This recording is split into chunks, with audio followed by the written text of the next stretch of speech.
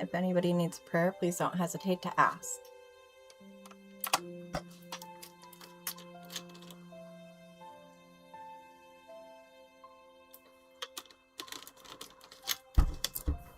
Actually, once again, I meant to take my ibuprofen before we got started.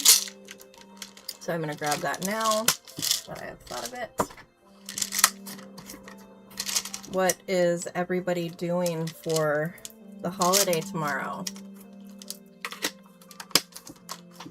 Do you have any traditions or a certain meal? Will you be going to church? Let me know down in the comments. I would love to get to know you.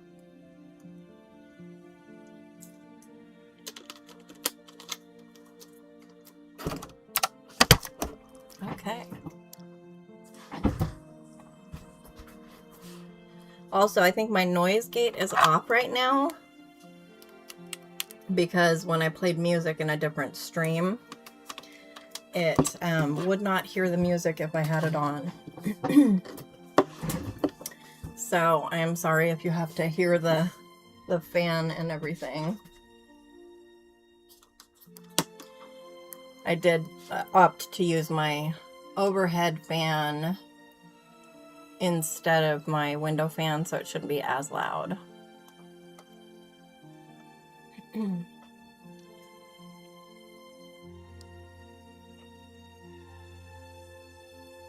see here.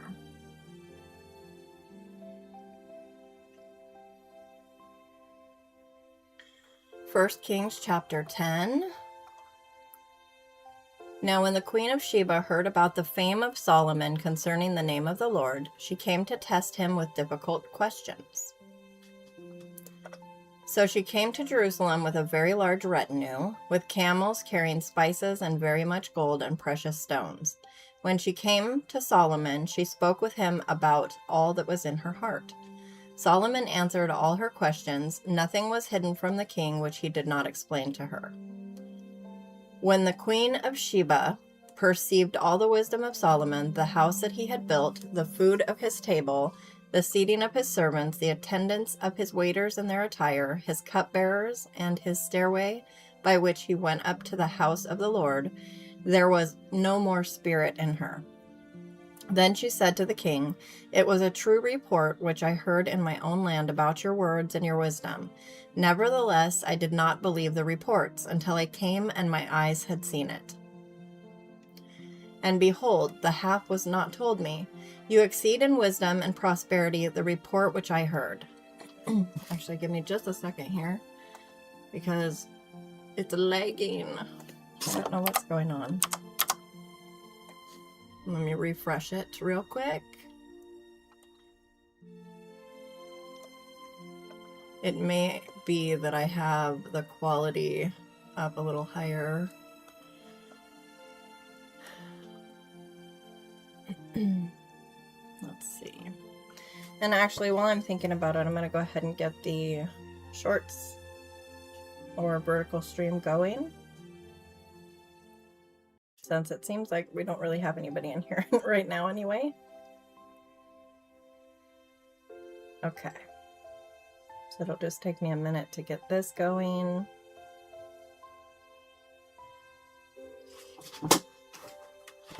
And if anybody joins and you need prayer, please don't hesitate to ask.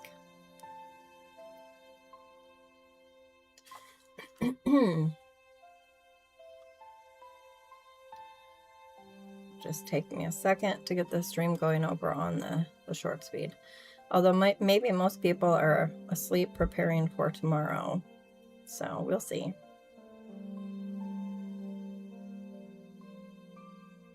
It can't hurt to try. And I haven't been live much this week. I tried to go live Good Friday morning at the 9th hour.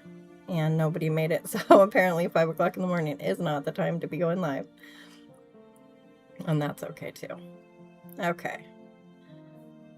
About to get this live going here in just a moment.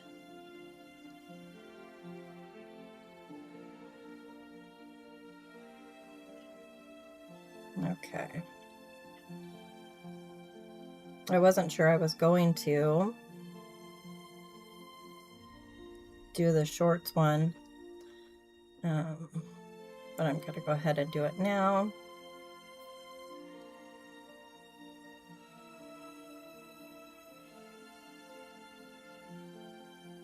Give me just a second.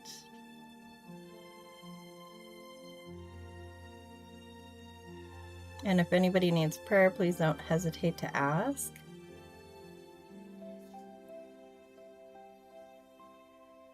All right, almost ready to get this started here.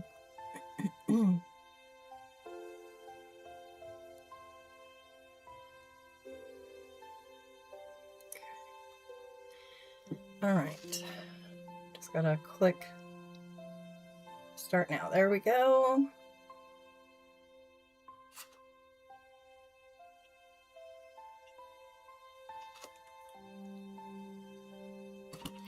And the live is now going on the short speed as well.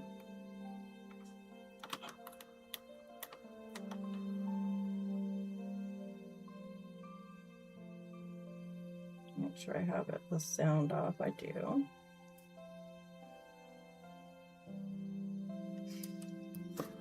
All right. So again, I am going to be reading 1 Kings chapter 10 through the end of 1 Kings, and then we will finish up with John 20 for Resurrection Sunday. Oh, actually, I do need to start. I know what I'll do. I will put on my hotspot. That'll speed things up for us.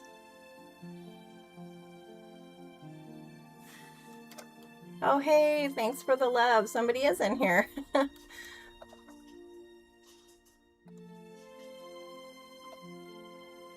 Okay, waiting for that's gonna pop open the stream so that I can follow along for comments over there.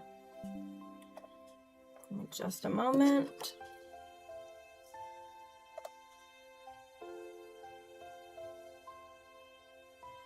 Okay. Put on the live comments, the live chat. Hey Scott, I'm glad I started the vertical stream. I didn't see anybody over in the other one, so I started the vertical stream. And here you are. I'm glad I did. How are you? Happy almost Resurrection Sunday. All right. Do you have any plans for tomorrow, Scott?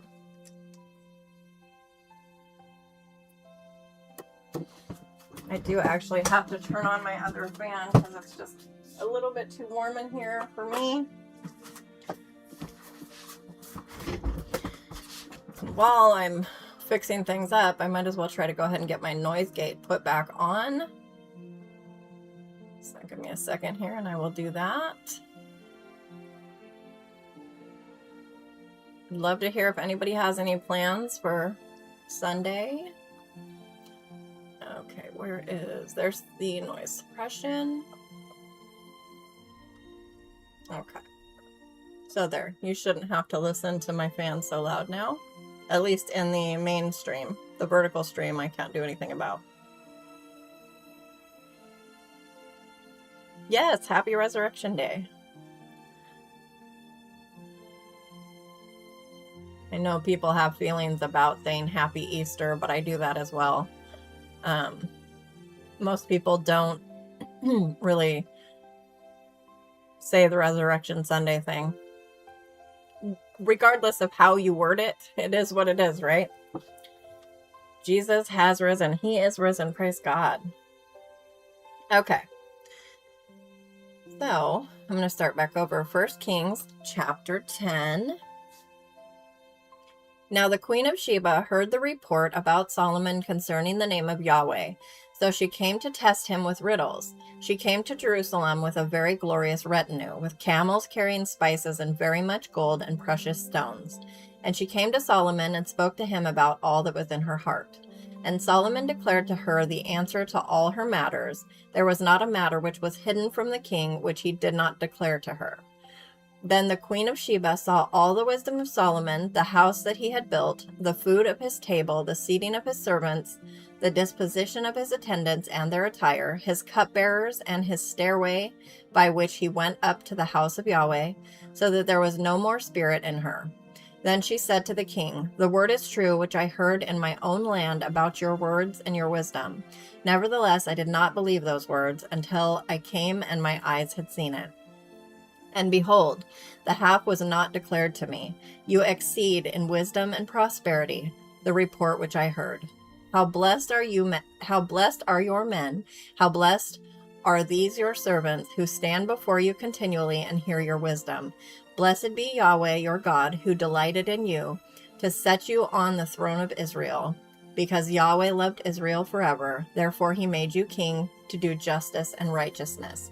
Then she gave the king 120 talents of gold and a very great amount of spices and precious stones. Never again did such abundance of spices come in as that which the Queen of Sheba gave King Solomon.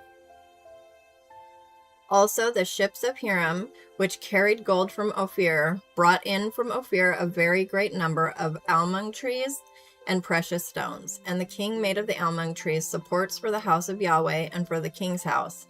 Also lyres and harps for the singers, such almond trees have not come in again, such almond trees have not come in again, nor have they been seen to this day. Thus King Solomon gave to the Queen of Sheba all her desire which she asked, besides what he gave her according to his royal bounty. Then she turned and went to her own land, she and her servants. Oh, you're sick of the rain? Yeah, we had a couple nice days, and then it was like torrential downpours as per usual, you know. Did you get my message on Discord? Excuse me. Now the weight of gold which came to Solomon in 1 year was 666 talents of gold, besides that from the traders and the wares of the merchants and all the kings of the Arabs and the governors of the country. And King Solomon made 200 large shields of beaten gold, using 600 shekels of gold on each large shield. And he made 300 shields of beaten gold, using 3 minas of gold on each shield. And the king put them in the house of the forest of Lebanon. Moreover, the king made a great throne of ivory and overlaid it with refined gold.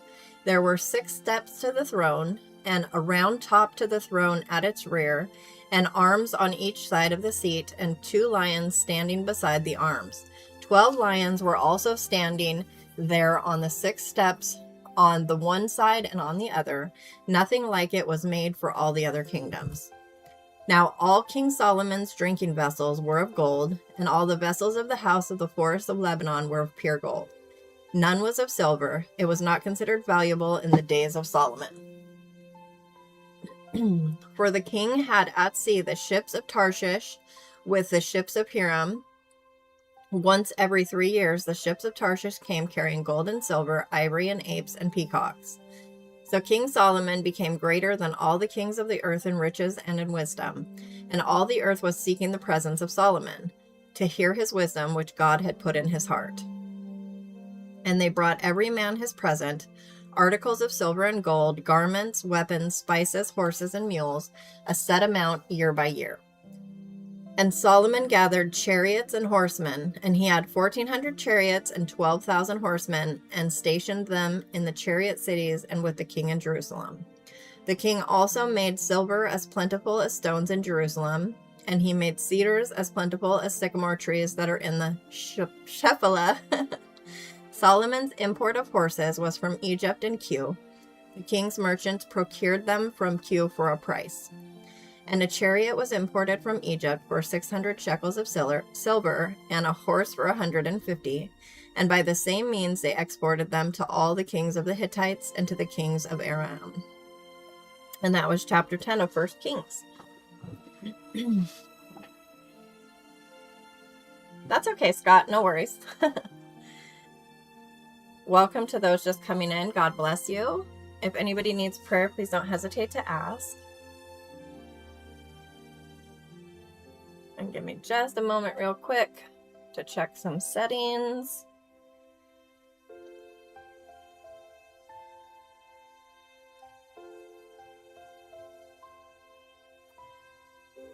In the the message, Scott. I was trying to send you some creamer. I was going to send you just a bunch of individual little creamers, like you'd get at a coffee shop, but it would not ship it to Canada. So then I tried a different brand, and I tried powdered creamer.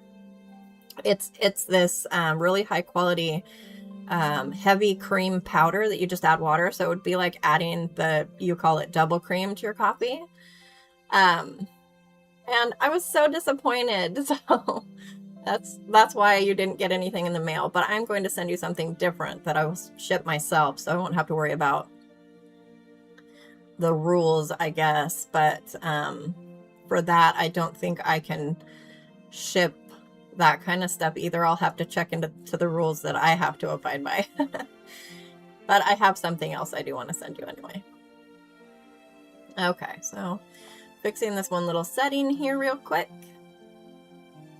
And then we will continue on to chapter 11 of 1 Kings.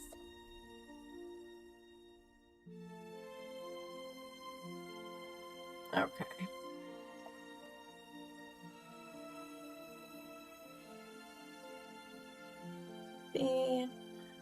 Should be good to go now. Yep. Let me take a drink and we will carry on.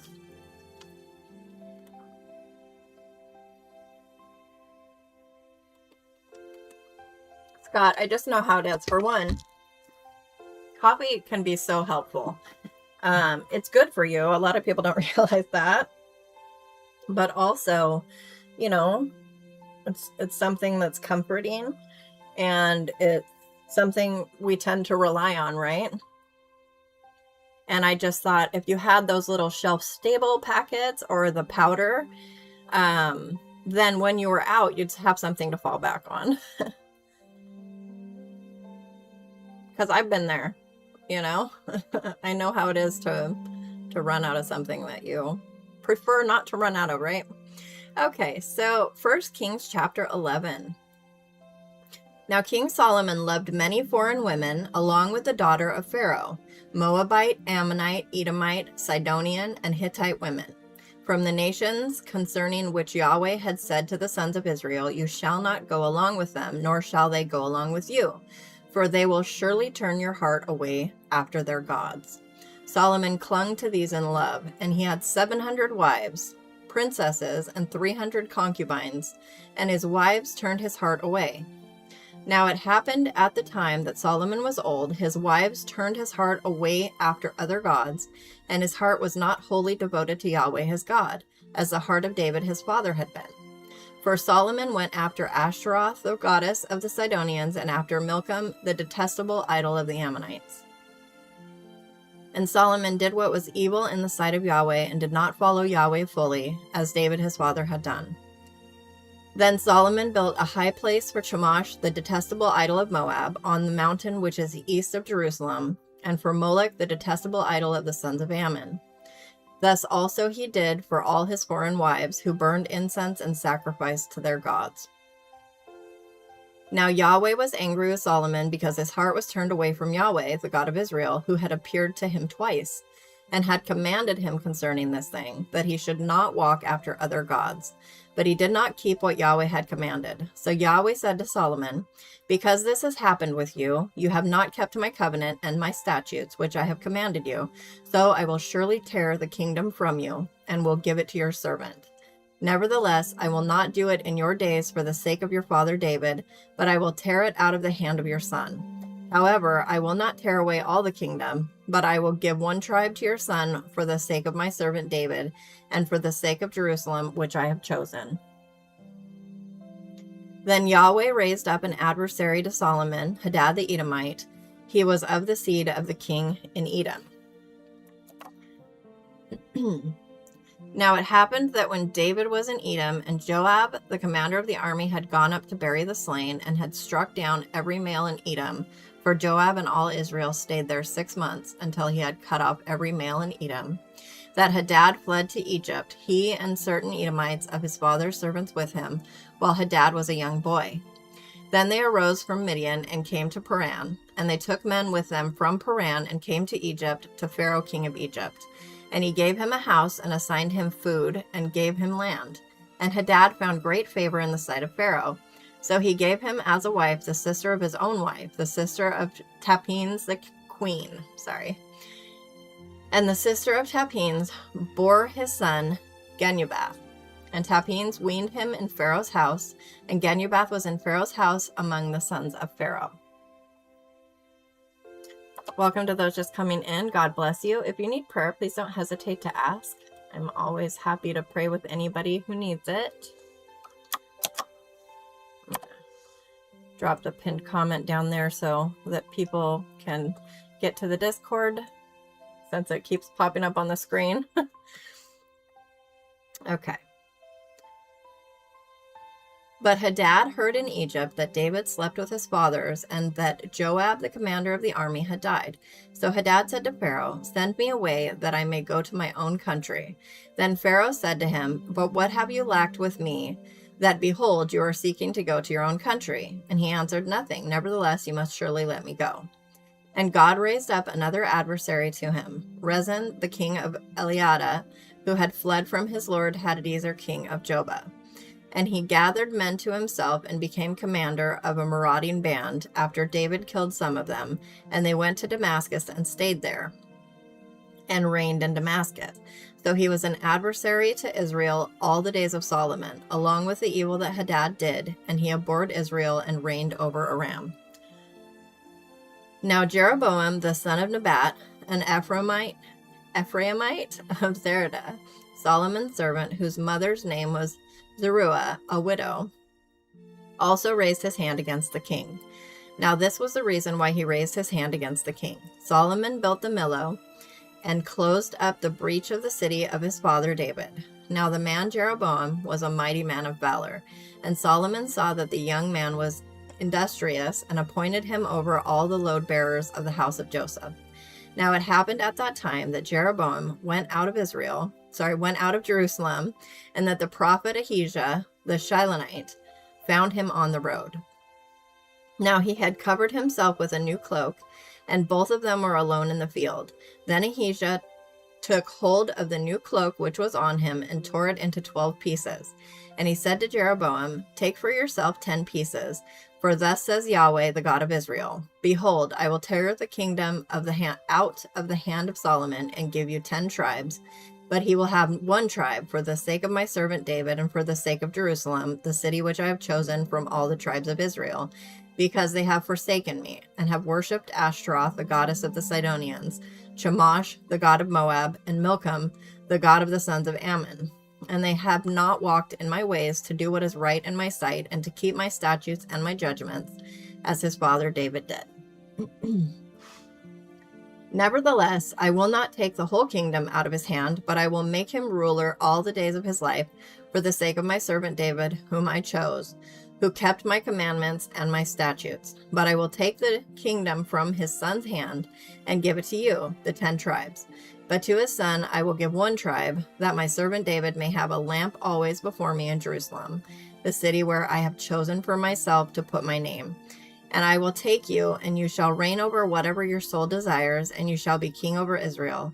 Then it will be that if you listen to all that I command you, and walk in my ways, and do what is right in my sight to keep my statutes and my commandments, as my servant David did, then I will be with you and build you an enduring house as I built for David, and I will give Israel to you. Thus I will afflict the seed of David for this, but not always." Solomon sought therefore to put Jeroboam to death, but Jeroboam arose and fled to Egypt, to Shishak king of Egypt, and he was in Egypt until the death of Solomon. Now the rest of the acts of Solomon, and whatever he did, and his wisdom, are they not written in the book of the acts of Solomon? Thus the time that Solomon reigned in Jerusalem over all Israel was 40 years. And Solomon slept with his fathers, and was buried in the city of his father David, and his son Rehoboam became king in his place. And that was chapter 11 of 1 Kings. Okay. How is everybody doing?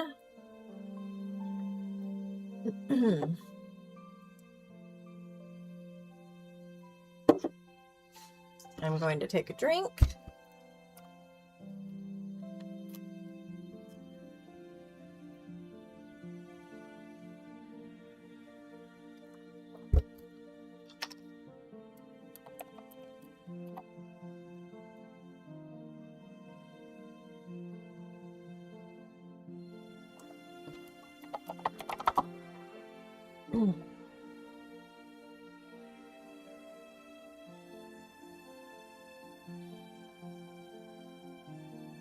I'm so glad that your head is giving you some peace tonight.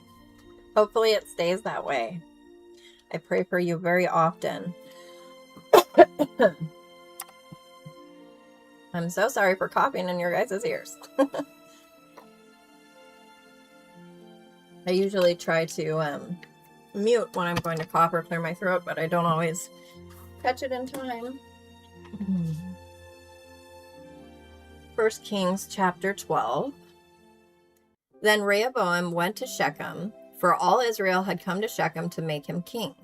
And it happened when Jeroboam the son of Naboth heard of it, he was living in Egypt, for he was yet in Egypt, where he had fled from the presence of King Solomon. Then they sent and called for him, and Jeroboam and all the assembly of Israel came and spoke to Rehoboam, saying, Your father made our yoke harsh, but you now lighten the harsh service of your father and his heavy yoke which he put on us, and we will serve you. Then he said to them, Go for 3 days, then return to me. So the people went away. Then King Rehoboam took counsel with the elders who had stood before his father Solomon while he was still alive, saying, How do you counsel me to respond to this people? And they spoke to him, saying, If you will be a servant to this people today, and will serve them and grant them their petition, and speak good words to them, then they will be your servants forever. But he forsook the counsel of the elders, which they had counseled him, and took counsel with the young men who grew up with him and stood before him. So he said to them, What counsel do you give that we may respond to this people who have spoken to me, saying, Lighten the yoke which your father put on us? Then the young men who grew up with him spoke to him, saying, Thus you shall say to this people who spoke to you, saying, Your father made our yoke heavy, now you make it lighter for us. Thus you shall speak to them. My little finger is thicker than my father's loins.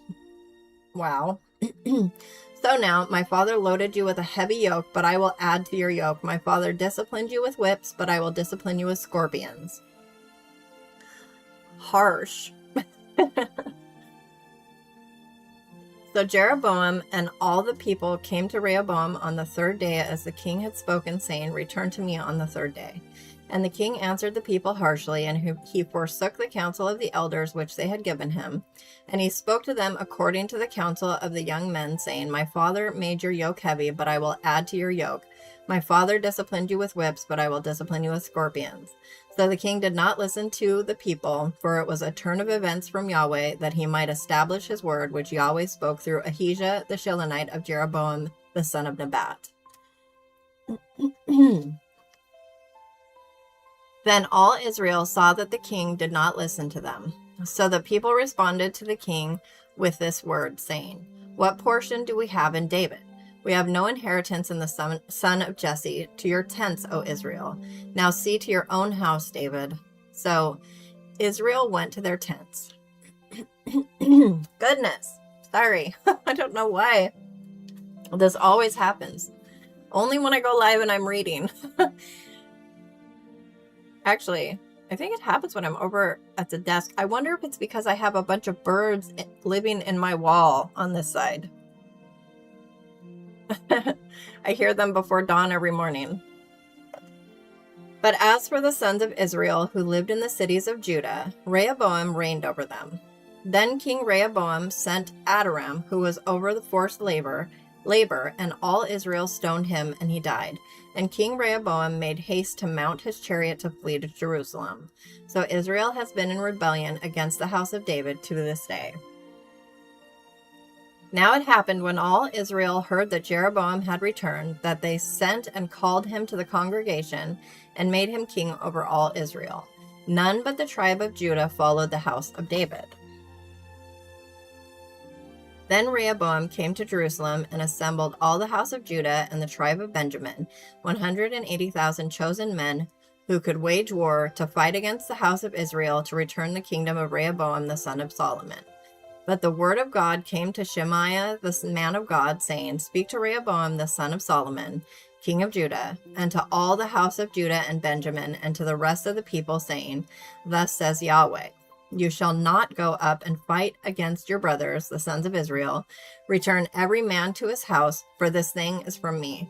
So they listened to the word of Yahweh and returned to go their way according to the word of Yahweh. And Jeroboam built Shechem in the hill country of Ephraim and lived there. And he went out from there and built Penuel. And Jeroboam said in his heart, Now the kingdom will return to the house of David. If this people go up to offer sacrifices in the house of Yahweh at Jerusalem, then the heart of this people will return to their Lord, even to Rehoboam king of Judah. And they will kill me and return to Rehoboam king of Judah. So the king took counsel and made 2 golden calves. Haven't we been here before, guys? Yeah, I love hearing the birds too. It's wonderful out here for that. But they're like clawing around in my walls, building their nest and stuff. And of course, I would much rather it be them building nests in my walls than like a rodent or something. So praise God for that. And I still like hearing them in the morning, but I wonder if they're doing any damage or maybe causing me allergies. So the king took counsel and made 2 golden calves. Ugh. And he said to them, It is too much for you to go up to Jerusalem. Behold your gods, O Israel, that brought you up from the land of Egypt. And he set one in Bethel, and one he put in Dan. Now this thing became a sin, for the people went to worship before the one as far as Dan. And he made houses on high places, and made priests from among all the people who were not of the sons of Levi. And Jeroboam made a feast in the 8th month on the 15th day of the month, like the feast which is in Judah.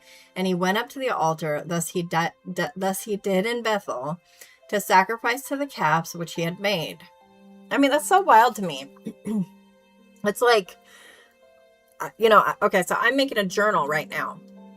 So if I bind to this journal, and then I'm like, this is my God, and I sacrifice to it and worship it and stuff, like, you made it. How can it be a God or be anything? It's just wild. Just wild to me. The golden calves always just get me all up in my head, like, what in the world? Anyway. And he had the priests of the high places which he had made stand in Bethel. Then he went up to the altar which he had made in Bethel on the 15th day in the 8th month, even in the month which he had devised in his own heart. And he made a feast for the sons of Israel, and went up to the altar to burn incense. And that was chapter 12 of 1 Kings. Yeah, what were they thinking? I don't know. I don't know if they were not thinking, or if they were overthinking, or if they weren't. I just don't even know. It's so wild to me in the days when, of course we have the Holy Spirit now, but back then, I don't know, from my viewpoint, it just seems like they had God in a more tangible way. Oh, hey, Jer, welcome. How are you doing tonight? And yet, even when, they could see and hear God in the cloud that went before them and everything, they still made those things, those calves, and it's just wild to me. So why would we expect people to worship God or turn from the idols that they have now, if even then when they could see and hear God, they didn't, Ah, very sad. Happy Resurrection Sunday, Jer. Do you have any plans? How do you and your family celebrate Easter?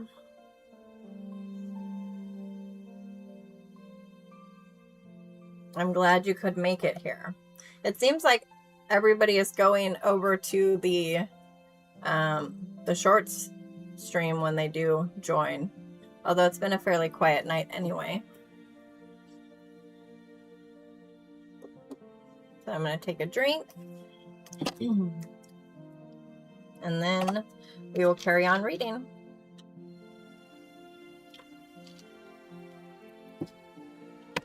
Oops. Sorry, I didn't mean for that to be so loud.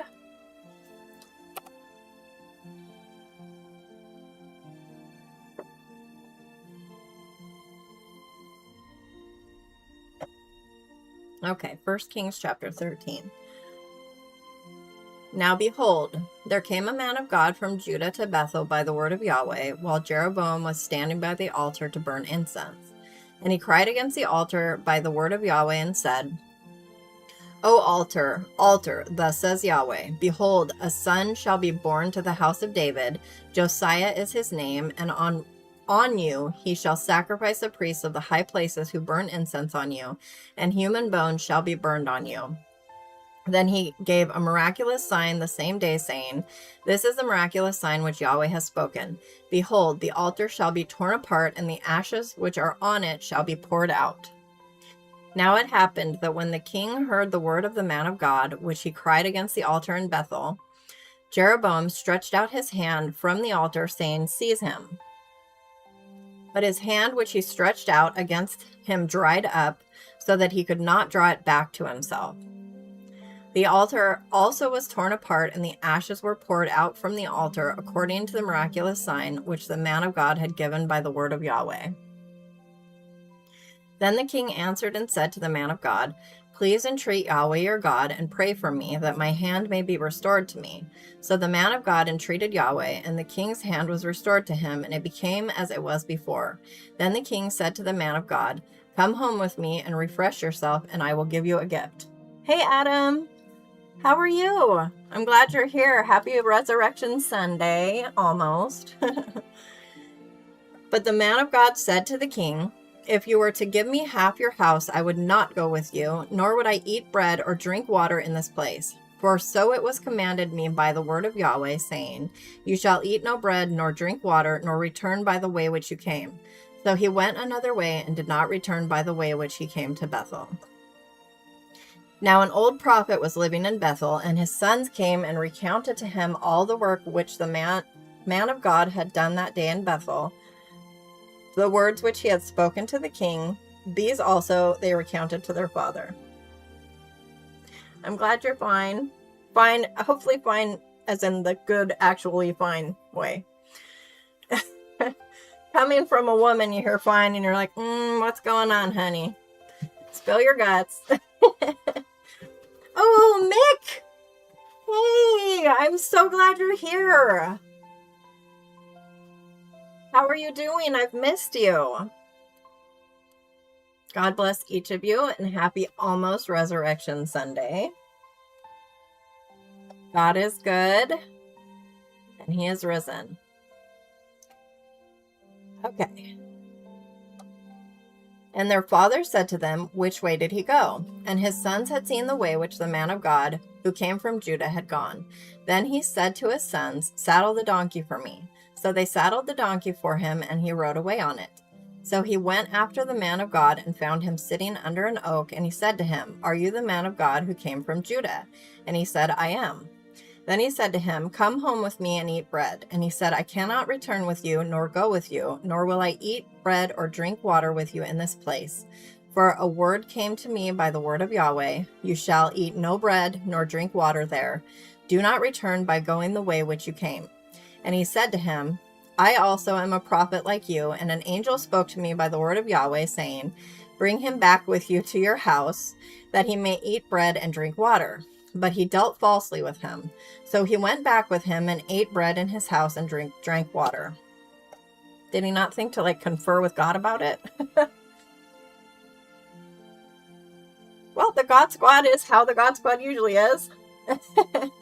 I don't think we've had anybody join since you haven't been around. Yeah. Everybody's just praying, chatting here and there like we do. We haven't had any movie nights recently. We should plan one, though. Now it happened as they were sitting down at the table that the word of Yahweh came to the prophet who had brought him back, and he called out to the man of God who came from Judah, saying, Thus says Yahweh, because you have rebelled against the word of Yahweh and have not kept the commandment which Yahweh your God commanded you, but have returned and eaten bread and drunk water in the place of which he said to you, Eat no bread and drink no water. Your body shall not come to the grave of your fathers. Now it happened, after he had eaten bread and after he had drunk, that he saddled the donkey for him, for the prophet whom he had brought back. Then he went, and on the way a lion met him and put him to death, and his body was thrown on the road with the donkey standing beside it. The lion also was standing beside the body. And behold, men passed by and saw the body thrown on the road, and the lion standing beside the body. So they came and spoke about it in the city where the old prophet lived. Then the prophet who brought him back from the way heard it and said, It is the man of God who rebelled against the command of Yahweh. Therefore Yahweh has given him to the lion, which has mauled him and put him to death, according to the word of Yahweh which he spoke to him. Then he spoke to his son, saying, Saddle the donkey for me. And they saddled it. And he went and found his body thrown on the road with the donkey, and the lion standing beside the body. The lion had not eaten the body, nor mauled the donkey. So the prophet took up the body of the man of God and laid it on the donkey and brought it back. And he came to the city of the old prophet to mourn and to bury him. He laid his body in his own grave, and they mourned over him, saying, Alas, my brother. Now it happened after he had buried him, that he spoke to his son, saying, When I die, you shall bury me in the grave in which the man of God is buried. Lay my bones beside his bones. For the word shall surely happen, which he cried by the word of Yahweh against the altar in Bethel, and against all the houses of the high places which are in the cities of Samaria. After this event, Jeroboam did not return from his evil way, but he returned and made priests of the high places from among all the people. Any who delighted to be so, he ordained. So they became priests of the high places, and this event became sin to the house of Jeroboam, even to blot it out and destroy it from the face of the earth. And that was chapter 13 of 1 Kings. Oh, that's true. I guess, Jer, I thought you had been around when Mick was here. I'm sorry about that. Jer is, he is a very active fixture in the God Squad Discord. He posts every day Bible verses and stuff. He has been a blessing. A young brother. Let's see. I'm going to read back in the comments. Yes, movie nights are a lot of fun. And also, I'd like to start doing some lives where people come and talk. Would you be interested in doing that, Mick? Like just coming and being on a live mic where we could talk and study and read and whatever we want to do during the live. We also are trying to figure out what everybody's time zone is on the Discord, because Carla wants to start a Bible study. So she needs to know when, and we'd be doing that in the Discord. And also Katrina wants to start doing prayer meetings. So we're just kind of hoping to figure out when everybody is available so we can do that.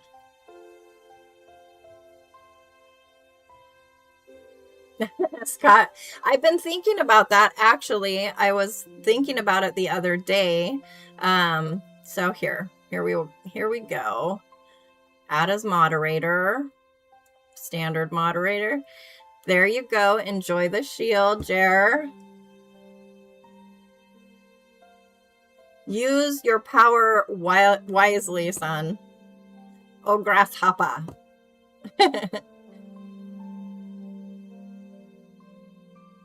Yeah, Katrina is fun to chat with. She usually comes to the lives.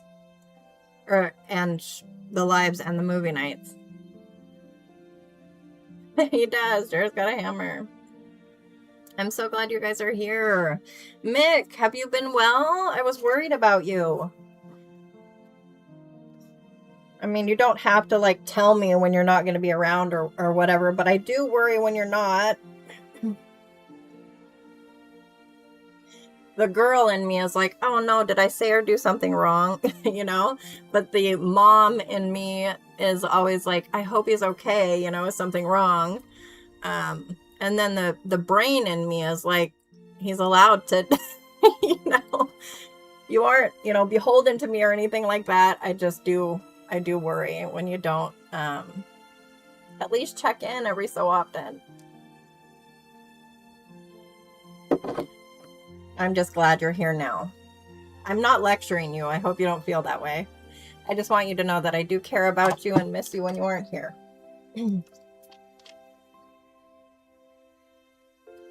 I have actually been wondering about Robin. Excuse me. In fact, I'm just going to pull up my Facebook and see if I can message Robin, because I haven't seen her around in quite some time. And I've messaged her a couple times, but as far as I know, she has not messaged back, so I hope she's okay.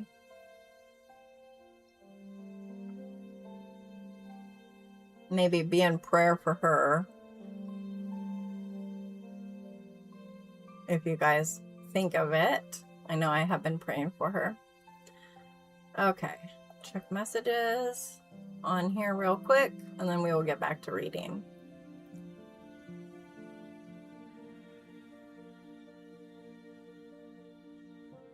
Oh no, she hasn't.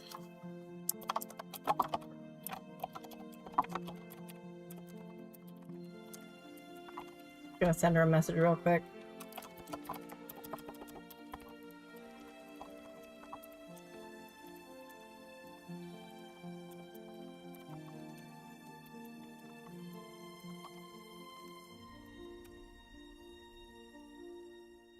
All right. Also, I have been doing so many crafting things, and it's interesting because, I mean, I've done crafts throughout my life, don't get me wrong, but I've never felt like I was capable of doing a lot of things, and I've always wanted to paint, so I actually have some acrylic paints on the way, and I have some watercolors, and I'm going to start doing that. But I made a journal. It's a paper bag journal. I'm going to do a video to show everybody, but and I'm telling you, when I'm doing art, I feel alive. It's totally a different side of me that I'm really excited to have. So that has been good. Let's see. Katie, you should add me on Facebook. That's my personal Facebook, but you can go on to my, actually I can get the, let me get you the link for my, it's actually in my bio too, but let me go to the link for the ears to hear. And I don't really have very, there's 12 followers. Facebook really doesn't seem to like me for some reason. No matter what I do. I even actually did an ad once to try and get people interested in the channel on Facebook, and nothing really came of it. Okay, so let me figure out what my link is over here. See if I can share. I'm not used to using Facebook on the computer. Let's see. I don't know. I guess I don't know how to. There should be like a share option somewhere, right?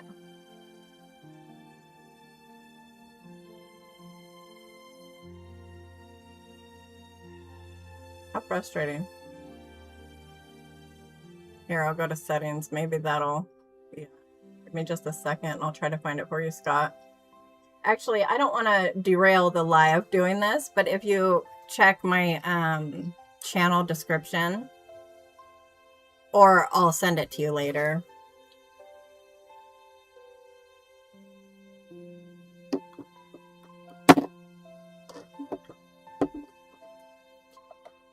Oh, okay, I could do it that way, sure.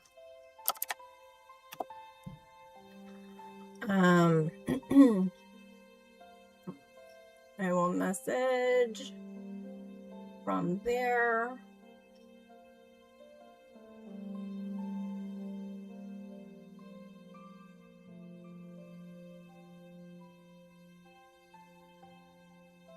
Wow, I feel really silly on, it's totally different on the computer than it is.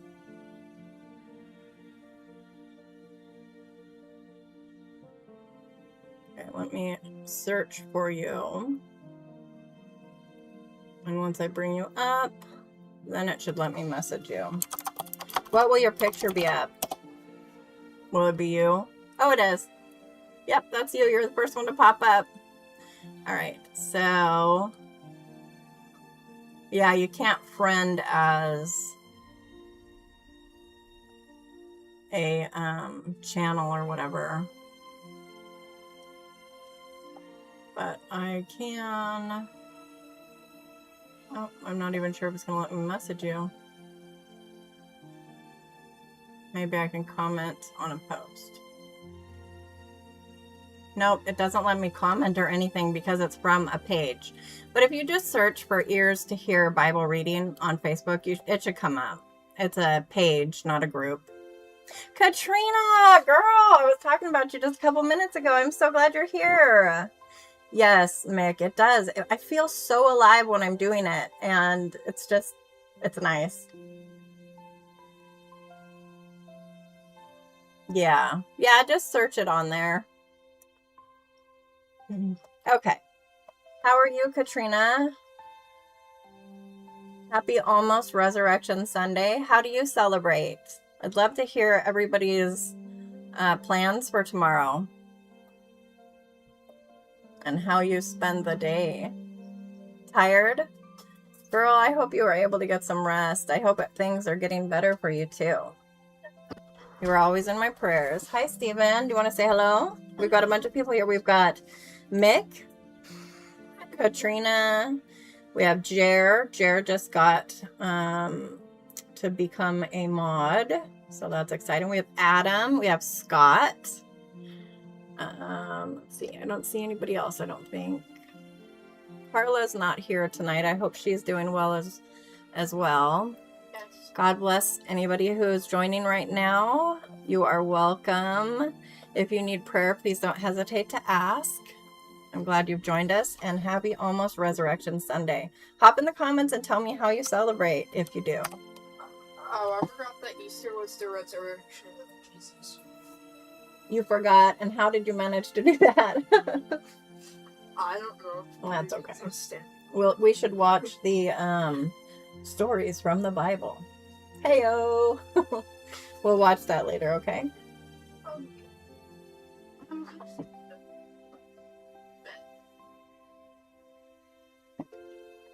So you don't know about the holidays and celebrations your family does for Easter? Christmas, yeah. Are you going to church tomorrow? I've lost track of... Scott says, hi, Stephen. It's PH, remember, Scott? Hi, Scott. Like that. I've lost track of who all... I know there's a few people who are between churches or looking for a new church home. So if I ask, hey, are you guys going to church tomorrow? It's definitely not because I'm trying to judge anybody. I know some people watch it online. Some people have different feelings about needing to go to church. And, you know, we were between churches again, but have finally found a really good one that's super close to home. So praise God for that. Am I able to say why we changed church? No, I've already talked about that. Oh. Okay. Wow. More people coming in. Welcome. If anybody needs prayer, don't hesitate to ask. And now let's carry on into 1 Kings chapter 14. I will be finishing up 1 Kings tonight, and then we will end with John chapter 20. Yes, Katrina, it really feels good to have a church again and have it be right near home. Like, I could walk. It would take me a while because I'm a gimp, but we could. And it's a very, very small church, just a little country church. And everybody is so kind. So I'm very pleased. All right, 1 Kings chapter 14. Yeah, you know, after we've gone to all different sizes. And out here, we're 35 minutes away from either actual town. So it's hard to find a church. And the one that I had been really interested in taking my boys to, because I was really hoping to find something with a good children's program and a youth group, because with homeschooled kids, you know, finding them a good community was of course important. But the one I was interested in was taking people to see, darn it, I always forget the guy's name, a false pastor. And I messaged them to make sure that that was like a church event, because I had seen it on their Facebook. And they confirmed that, yeah, they had, and that they supported that pastor. So that was out. And then, so we drove to a church that was in the city, and it was going well until I started, you know, feeling the Holy Spirit kind of popping up red flags. And then that thing happened and we had to leave. So, Yeah. but at any rate, what were you going to say, Stephen? I don't even remember what I was saying. I was going to say Oh, something. the really cool thing is this church that we're going to now, I had checked into it before we went to that church in the city, and they didn't have a youth group. They were between pastors, and just, it seemed to be kind of like a church for older folks. And I wasn't really sure about their beliefs. They didn't have it on the site, and things just can't, I wasn't sure, you know. So we went to that other church, and then I looked it up again, and things had completely changed. They are right now using an interim pastor, but it looks like he is going to become the actual pastor. And they do have a lot of guest speakers, and every sermon we've seen has been positive. And it's funny because I watched them on YouTube. I watched a few of the sermons, and I noticed I couldn't comment because they had it set to made for kids, and they were only getting a few views. So the first time we went there, on the little introduce yourself card, I commented, hey, a little note to whoever runs your YouTube, you have it set to made for kids, so your sermons are not going to get out into the world. And the lady who saw it ended up sending me a text message and letting me know that she had given that to the right person. So hopefully they're able to get their, you know, church services out there. Well, they're probably just... At any rate, that was helpful to them, she said, and I'm very glad. If they were to ever need help, I would be more than happy to help them. Okay, 1 Kings chapter 14. Sorry, I do go on, guys. You like smaller churches too, Scott? Yeah. They are pleasant. Also, What, Stephen? Also, one of the pastors got fired. He didn't get fired yet. Yet? I don't know. I haven't followed up on that. But yeah, he was on leave. It was like 3 or 4 weeks after we left. There was a message in the women's group of that church that he was being investigated for inappropriate, or, you know, some different content behavior, and I'm not sure what it was. Somebody came on there and said, you know, if you have questions, you can direct it here. We're not going to gossip, and so on and so forth. So I'm not sure what happened, but he was on leave for 30 days, and I don't know how. Well, I guess we'll see if they get a new pastor or not, but I've been praying for them either way. That's not a fire situation. That's like a peace. Neither. No. It could have.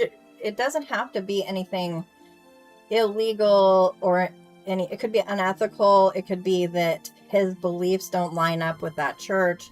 You know, I have no idea what it is, and I'm not going to speculate. I don't want to gossip about them. We just need to be praying. And it's good to know that the church is on top of things like that, regardless. Let's see. Jared said, so I posted the pictures of the Bible I was reading, and I sent out the verses. You almost forgot. What? Oh, I got your message.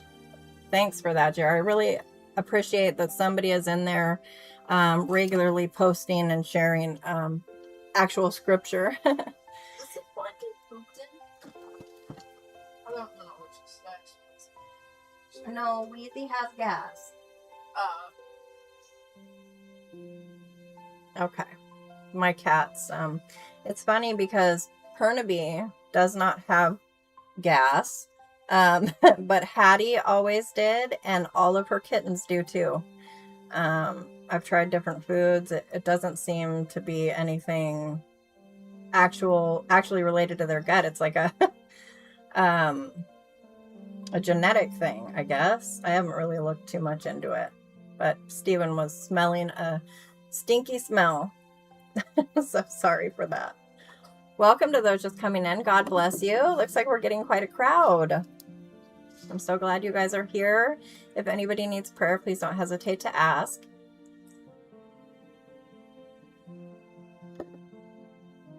Oh, I'm not sure, Jer.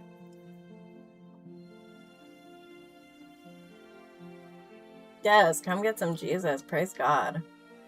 Yes, they are more accountable. And you can actually get to know people. It was really cool that the very first time, the interim pastor, who I didn't even know was interim pastor at the time, came up and introduced himself. And then several different ladies did. And also, our new chief of police attends this church. So I got to meet him, and that was really cool. Yeah, I love this small town. Hi, Weezy. Are you wanting some love? Oh, pretty girl. Okay. Oops, she knocked off my scarf. There we go. Okay. And once again, let's get started. 1 Kings chapter 14. I'm just so excited to see everybody that I start wanting to chat. We should, after the live, have a little voice chat. At that time, Abijah, the son of Jeroboam, became sick. And Jeroboam said to his wife, "Arise now and disguise yourself so that they will not know that you are the wife of Jeroboam, and go to Shiloh. Behold, Ahijah the prophet is there, who spoke concerning me that I would be king over this people.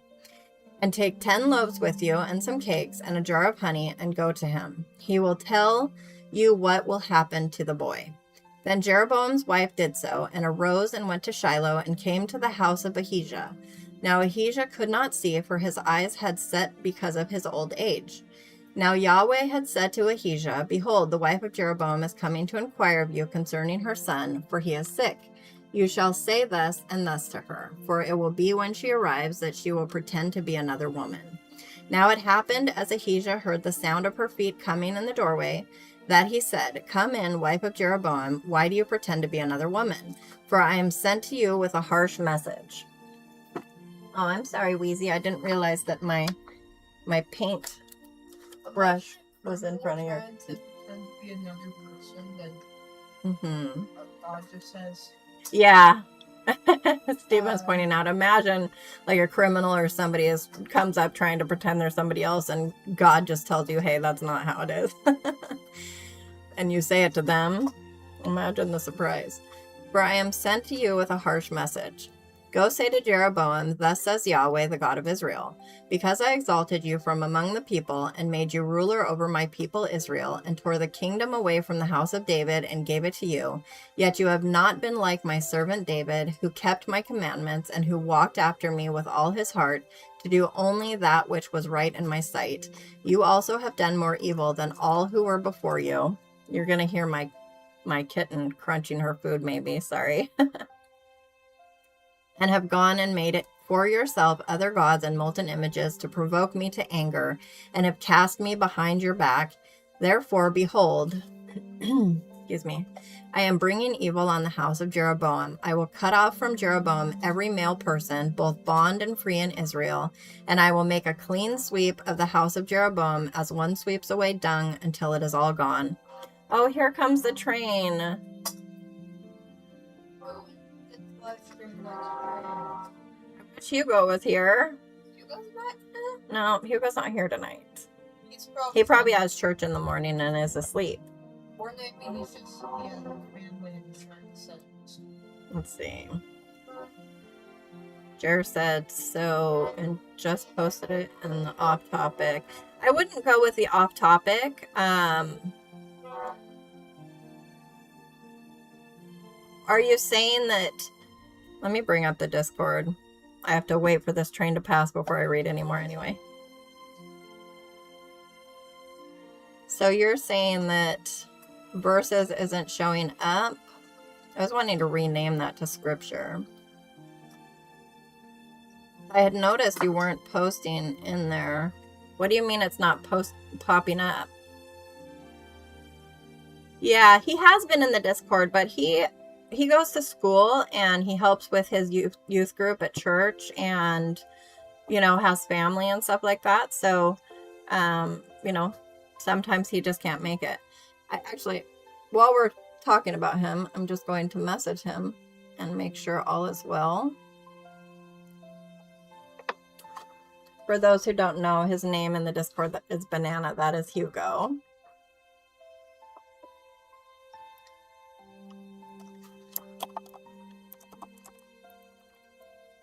Hey,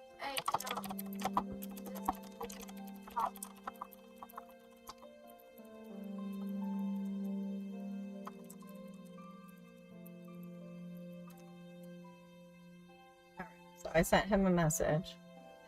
Like you say, I go to share, I go to Discord, click on it, and it doesn't pop up. Oh, well, you could just, when you're on the site with what you want to share, just copy the link. Are you talking about like the Bible app? Is that what you use? Let me see. Actually, here, I can just show you on my screen. Let me see. Where's the Bible app on my screen? You guys can see how many apps I have here. Oh, I've seen. Oh, there it is, right there. You guys won't see this over in the mainstream because it's just captured on my phone. Okay, so, all right, so here's the verse of the day. And then share. Oh, you're going to see. Anyway, when you click share, go ahead and hit copy link. And that should get you what you need. And then you'd have to go and open Discord. So it is a little bit of a longer process, but that's how you would do it. What is this? This is not where I was. Oh my goodness, now I've messed up my whole situation. Why are all of my tabs all of a sudden gone? That's weird. No, that is not what I wanted. I'm struggling here. For some reason, all my tabs are closed. They weren't just a minute ago. At any rate. Oh, I have it open right here. I just wasn't even paying attention to that. Wow. Sorry, guys. At any rate, welcome to those joining us now, hearing me being a scattered brain. At any rate, yeah, I'm not sure why it doesn't pop up for that, but I don't know a whole lot about Discord to begin with. Also, I wonder where Rebel is tonight. Probably asleep. No, I don't think Rebel's asleep, but he may be working. Actually. He works that way. Some people work overnight. Yeah, some people do work overnight. Did you brush your teeth, by the way? You need to brush your teeth before you go to sleep, okay? Please. Yeah, I'm going to message Rebel real quick.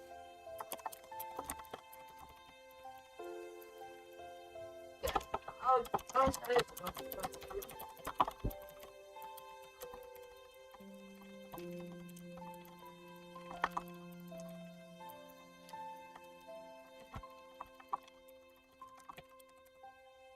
Okay.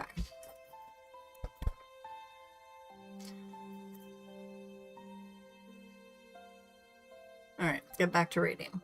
Anyone belonging to Jeroboam who dies in the city, the dogs will eat, and he who dies in the field, the birds of the sky will eat.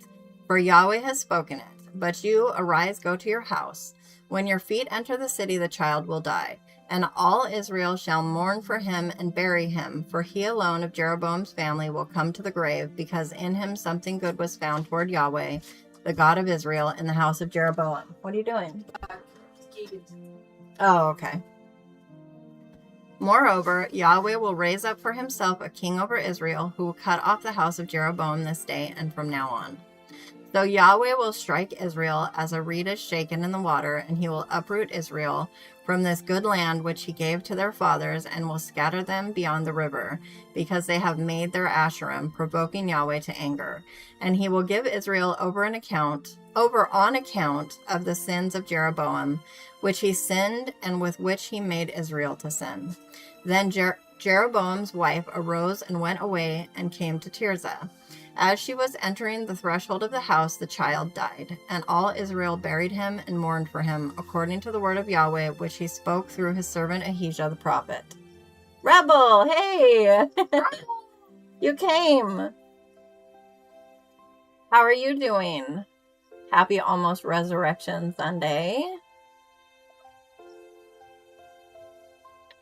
Now the rest of the acts of Jeroboam, how he made war and how he reigned, behold, they are written in the book of the Chronicles of the Kings of Israel. Now the time that Jeroboam reigned was 22 years, and he slept with his fathers, and Nadab his son became king in his place. Now Rehoboam the son of Solomon became king in Judah. Rehoboam was 41 years old when he became king, and he reigned 17 years in Jerusalem, the city which Yahweh had chosen from all the tribes of Israel to put his name there. And his mother's name was Naamah the Ammonitess. And Judah did what was evil in the sight of Yahweh, and they provoked him to jealousy more than all that their fathers had done with the sins which they sinned. They also built for themselves high places and sacred pillars and Asherim on every high hill and beneath every green tree. There were also male cult prostitutes in the land. They did according to all the abominations of the nations which Yahweh dispossessed before the sons of Israel. Now it happened in the 5th year of King Rehoboam that Shishak king of Egypt came up against Jerusalem. And he took the treasures of the house of Yahweh and the treasures of the king's house, and he took everything. He even took all the shields of gold which Solomon had made. Then King Rehoboam made shields of bronze in their place and committed them into the hand of the commanders of the guard who kept the door of the king's house. Now it happened, as often as the king entered the house of Yahweh, that the guards would carry them and would bring them back into the guard's room.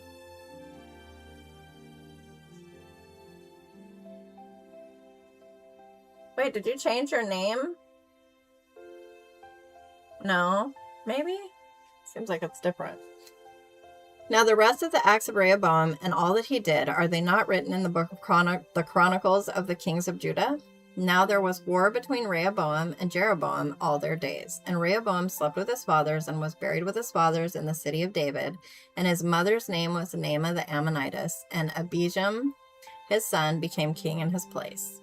And that was chapter 14 of 1 Kings.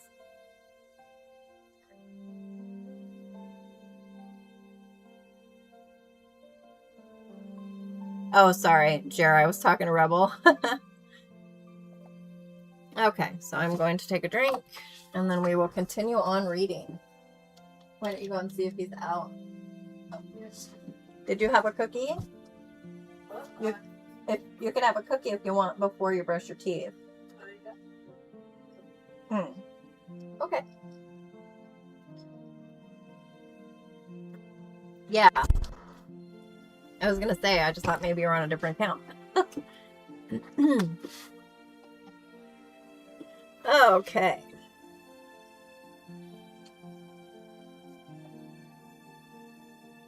Actually, my throat is starting to get sore, so I'm gonna have some of my raw honey. Oh, he's not out. You could ask him to just... Oh, that's alright. That's alright.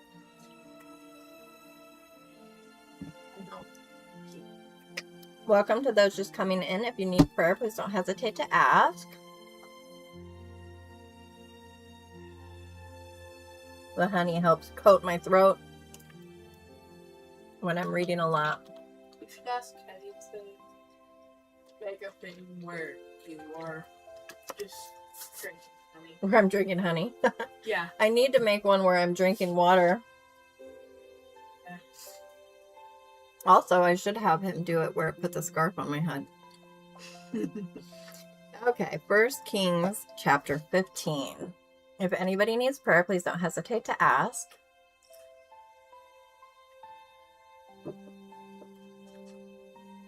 Now in the 18th year of King Jeroboam, the son of Naboth, Abijam, became king over Judah. He reigned 3 years in Jerusalem, and his mother's name was Micaiah, the daughter of Abishalom. And he walked in all the sins of his fathers, which he had committed before him. And his heart was not wholly devoted to Yahweh his God, like the heart of his father David. But for David's sake, Yahweh his God gave him a lamp in Jerusalem to raise up his son after him and to establish Jerusalem, because David did what was right in the sight of Yahweh, and had not turned aside from anything that he commanded him all the days of his life, except in the case of Uriah the Hittite. Now there was war between Rehoboam and Jeroboam all the days of his life. Now the rest of the acts of Abijam and all he did... What's up? I'm just wondering what this is. Do you want me to turn the light off? No, I'm just wondering what that's. That's sleep. It just makes it all go down, I think. Now the rest of the acts of Abijam and all that he did, are they not written in the book of the Chronicles of the Kings of Judah? And there was war between Abijam and Jeroboam, and Abijam slept with his fathers, and they buried him in the city of David, and Asa his son became king in his place.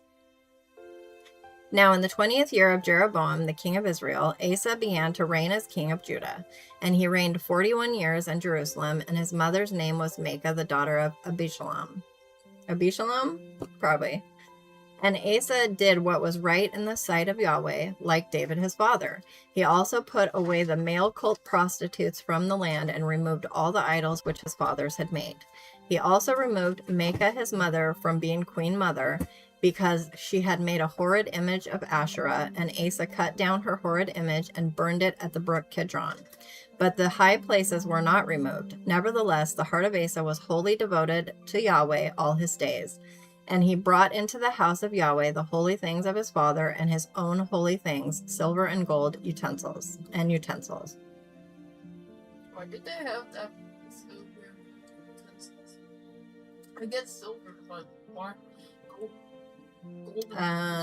Well, God had... Well, we'll talk about it later, but God had specific things he wanted made a specific way for the temple and stuff. Yeah. Okay. Now there was war between Asa and Baasha king of Israel all their days. And Baasha king of Israel went up against Judah and built up Ramah in order to prevent anyone from going out or coming into Asa king of Judah. Then Asa took all the silver and the gold which were left in the treasuries of the house of Yahweh and the treasuries of the king's house, and delivered them into the hand of his servants. And King Asa sent them to Ben-Hadad, the son of Tabrimon, the son of Hezion, the king of Aram, who lived in Damascus, saying, that's a long sentence, huh? Let there be a covenant between you and me, as between my father and your father. Behold, I have sent you a gift of silver and gold. Go, break your covenant with Baasha king of Israel, so that he will withdraw from me. So Ben-Hadad listened to King Asa, and sent the commanders of his military force against the cities of Israel, and struck down Ijon, Dan, Abel Abel Beth-Micah, and all Chinneroth, beside all the land of Naphtali. Now it happened that when Baasha heard of it, he ceased building up Ramah and remained in Tirzah. Then King Asa caused an announcement to be heard throughout all Judah. None was exempt, and they carried away the stones of Ramah and its timber with which Baasha had been building. And King Asa built with them Geba of Benjamin and Mizpah. Hey, honey, can you go and see? It sounds like he got out of there, so you can go brush your teeth. And would you ask Kenneth if the print is done? And if he found his shirt for tomorrow. See what Jer said. So for me on my phone and my tablet, I have an app called Typeless. It uses the microphone to make it microphone only. You can't type really. And it's helpful for voice typing instead of regular. Oh, I see. Now the rest of all the acts of Asa, and all his might, and all that he did, and the cities which he built, are they not written in the book of the Chronicles of the kings of Judah? But in the time of his old age he was diseased in his feet. And Asa slept with his fathers, and was buried with his fathers in the city of David his father. And Jehoshaphat his son reigned in his place. Now Nadab the son of Jeroboam became king over Israel in the 2nd year of Asa king of Judah, and he reigned over Israel 2 years. And he did what was evil in the sight of Yahweh, and walked in the way of his father, and in his sin, which he made Israel sin. Then Baasha the son of Ahijah of the house of Issachar conspired against him, and Baasha struck him down at Gibbethon, which belonged to the Philistines, while Nadab and all Israel were laying siege to Gibbethon. So Baasha put him to death in the 3rd year of Asa king of Judah, and became king in his place. Okay, all right, so I'm going to message Kenny, and I'm just going to ask him to get you a new toothbrush so that you can brush your teeth at the kitchen. Also, the print is done on those, so we didn't find the shirt. He didn't start. He never started the print. Oh, he never started the print, and he hasn't found a shirt? Yeah. Well, he needs to get on that. Yeah, he said it'll look in his closet. Okay.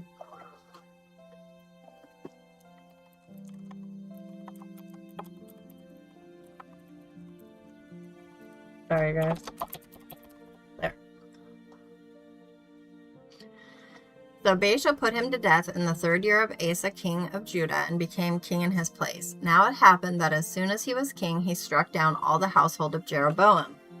He did not leave to Jeroboam anyone who drew breath until he had destroyed them, according to the word of Yahweh, which he spoke by the hand of his servant Ahijah the Shilonite. And because of the sins of Jeroboam, which he sinned, and which he made Israel sin, because of his provocation with which he provoked Yahweh, the God of Israel, to anger. Now the rest of the acts of Nadab and all that he did, are they not written in the book of the Chronicles of the kings of Israel? Now there was war between Asa and Baasha, king of Israel, all their days. In the 3rd year of Asa, king of Judah, Baasha the son of Ahijah became king over all Israel at Tirzah, and reigned 24 years. And he did what was evil in the sight of Yahweh, and walked in the way of Jeroboam, and in his sin, which he made Israel sin. Shocker. And that was chapter 15 of 1 Kings. Welcome to those just coming in. God bless you. And happy in 1 minute, for me anyway, Resurrection Sunday, or happy Easter. If you need prayer, please don't hesitate to ask. I'm having to refresh my screen here real quick.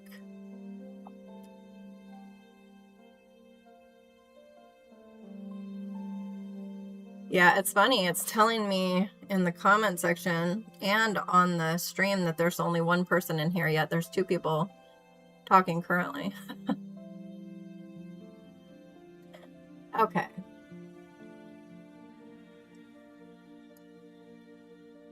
I'm going to take a drink real quick, and then we will keep on digging through the Bible.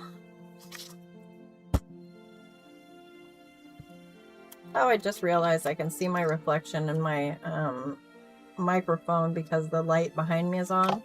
I don't like it.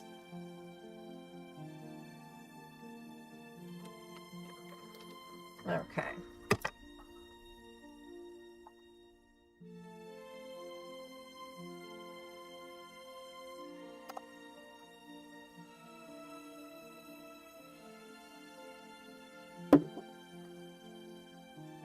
more people joining us. Welcome. This is better than New Year's Day? Yes, 100%. Oh, you're on Kings 18 right now? First King?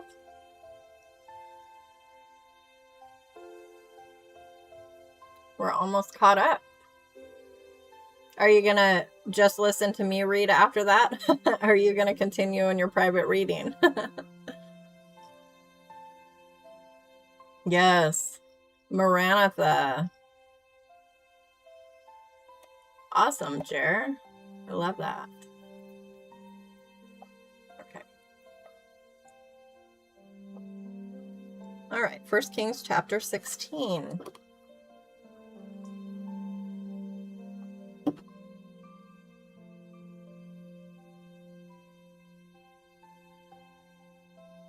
Now the word of Yahweh came to Jehu the son of Hanani against Baasha, saying, Inasmuch as I exalted you from the dust and made you ruler over my people Israel, and you have walked in the way of Jeroboam, and have made my people Israel sin, provoking me to anger with their sins, behold, I am going to sweep away Baasha and his house, and I will make your house like the house of Jeroboam the son of Nebat. Any one of Baasha who dies in the city, the dogs will eat, and any one of his who dies in the field, the birds of the sky will eat. Now the rest of the acts of Baasha and what he did and his might, are they not written in the book of the chronicles of the kings of Israel? And Baasha slept with his fathers and was buried in Tirzah, and Elah his son became king in his place. Moreover, the word of Yahweh through the hand of the prophet Jehu the son of Hanani also came about against Baasha and his household, both because of all the evil which he did in the sight of Yahweh, provoking him to anger with the work of his hands, in being like the house of Jeroboam, and because he struck it. In the 26th year of Asa, king of Judah, Elah the son of Baasha became king over Israel at Tirzah, and reigned 2 years. And his servant Zimri, commander of half his chariots, conspired against him. Now he was at Tirzah, drinking himself drunk. Give me just a second. My hair is driving me nuts, so I'm going to take it out of the hair tie.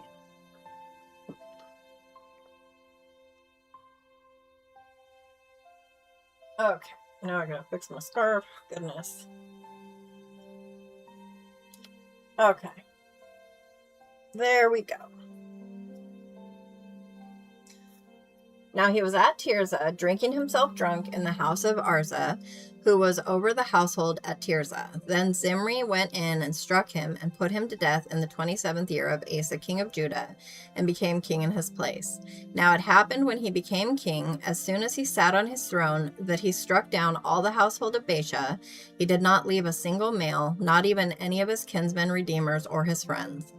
Thus Zimri destroyed all the household of Baasha, according to the word of Yahweh, which he spoke against Baasha by the hand of Jehu the prophet. For all the sins of Baasha and the sins of Elah his son, which they sinned, and which they made Israel sin, provoking Yahweh the God of Israel to anger with their idols. Now the rest of the acts of Elah and all that he did, are they not written in the book of the chronicles of the kings of Israel? In the 27th year of Asa, king of Judah, Zimri reigned 7 days at Tirzah. Now the people were camped against Gibbethon, which belonged to the Philistines. And the people who were camped heard it said, Zimri has conspired and has also struck down the king. Therefore all Israel made Omri, the commander of the army, king over Israel that day in the camp. Then Omri and all Israel with him went up from Gibbethon and besieged Tirzah. Now it happened that when Zimri saw that the city was captured, he went into the citadel of the king's house and burned the king's house over him with fire, and died because of his sins which he sinned, doing what is evil in the sight of Yahweh, walking in the way of Jeroboam, and in his sin which he did, making Israel sin. Now the rest of the acts of Zimri and his conspiracy which he carried out, are they not written in the book of the chronicles of the kings of Israel? Then the people of Israel were divided into 2 parts. Half of the people followed Tibni, the son of Ginath, to make him king. The other half followed Omri. But the people who followed Omri prevailed over the people who followed Tibni, the son of Ginath. Excuse me. And Tibni died, and Omri became king. In the 31st year of Asa, king of Judah, Omri became king over Israel and reigned 12 years. He reigned 6 years at Tirzah. And he bought the hill Samaria from Shemer for 2 talents of silver. And he built on the hill and named the city which he built Samaria after the name of Shemer, the son of the hill. Or Shemer. And Omri did what was evil in the sight of Yahweh, and acted more wickedly than all who were before him. For he walked in all the way of Jeroboam the son of Nebat, and in his sins, which he made Israel sin, provoking Yahweh, the God of Israel, to anger with their idols. Now the rest of the acts of Omri, which he did, and his might which he showed, are they not written in the book of the Chronicles of the kings of Israel? So Omri slept with his fathers and was buried in Samaria, and Ahab his son became king in his place. Now Ahab the son of Omri became king over Israel in the 38th year of Asa king of Judah, and Ahab the son of Omri reigned over Israel in Samaria 22 years. And Ahab the son of Omri did what was evil in the sight of Yahweh more than all who were before him.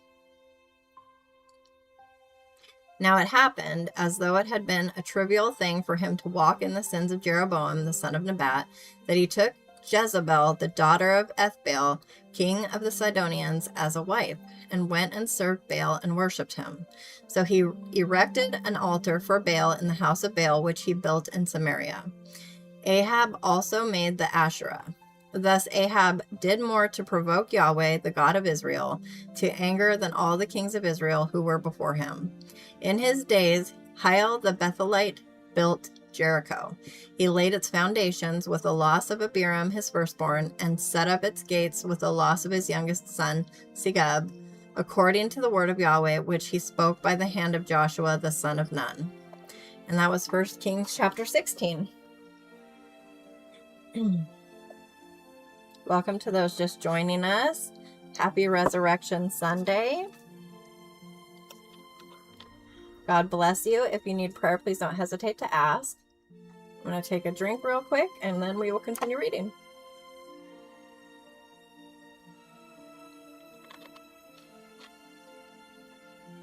Oh, is that right, Scott? I'm not shocked. YouTube has been very buggy lately. So has the algorithm. Oh, you're going to be falling asleep, Katrina? That's okay. And may he bless you as well. Sleep tight and dream sweet. I love you. I'm glad you made it. We'll have to plan a voice chat for another time. I was already thinking that actually after I said it, because it's already after midnight now. Oh. Bye. Just had to ban somebody. It's been a while since I've had to ban somebody. So, I'm going to have a little bit of honey again for my throat.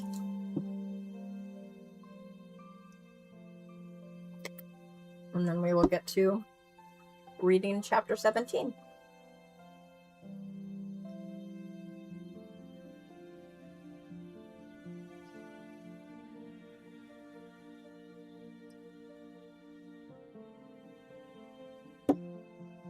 Okay. 1 Kings chapter 17. Now Elijah the Tishbite, we're getting to the good stuff. I say that so often, it's all good stuff. Now Elijah the Tishbite, who was of the settlers of Gilead, said to Ahab, As Yahweh, the God of Israel, lives, before whom I stand, surely there shall be neither dew nor rain these years, except by my word.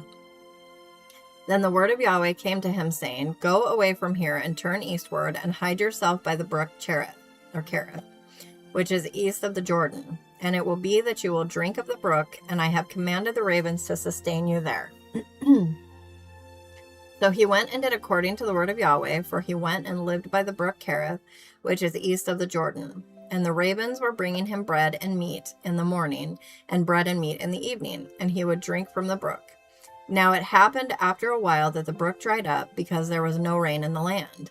Then the word of Yahweh came to him, saying, Arise, go to Zarephath, which belongs to Sidon, and remain there. Behold, I have commanded a widow there to sustain you. So he arose and went to Zarephath, and when he came to the gate of the city, behold, a widow was there gathering sticks. And he called to her and said, Please get me a little water in a jar that I may drink. So she went to get it, and he called to her and said, Please get me a piece of bread in your hand. But she said, As Yahweh your God lives, I have no bread, only a handful of flour in the bowl and a little oil in the jar. And behold, I am gathering a few sticks that I may go in and prepare for me and my son, that we may eat and not die. Eat it and die, sorry. Then Elijah said to her, Do not fear, go. Do as you have said, but make me a little bread cake from it first, and bring it out to me, and afterward you may make one for yourself and for your son. For thus says Yahweh, the God of Israel, The bowl of flour shall not be exhausted, nor shall the jar of oil be empty, until the day that Yahweh sends rain on the face of the earth. So she went and did according to the word of Elijah, and she and he and her household ate for many days.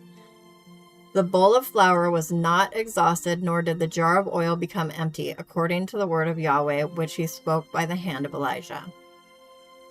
Now it happened... Ooh, honey gave me a bubble in my throat there.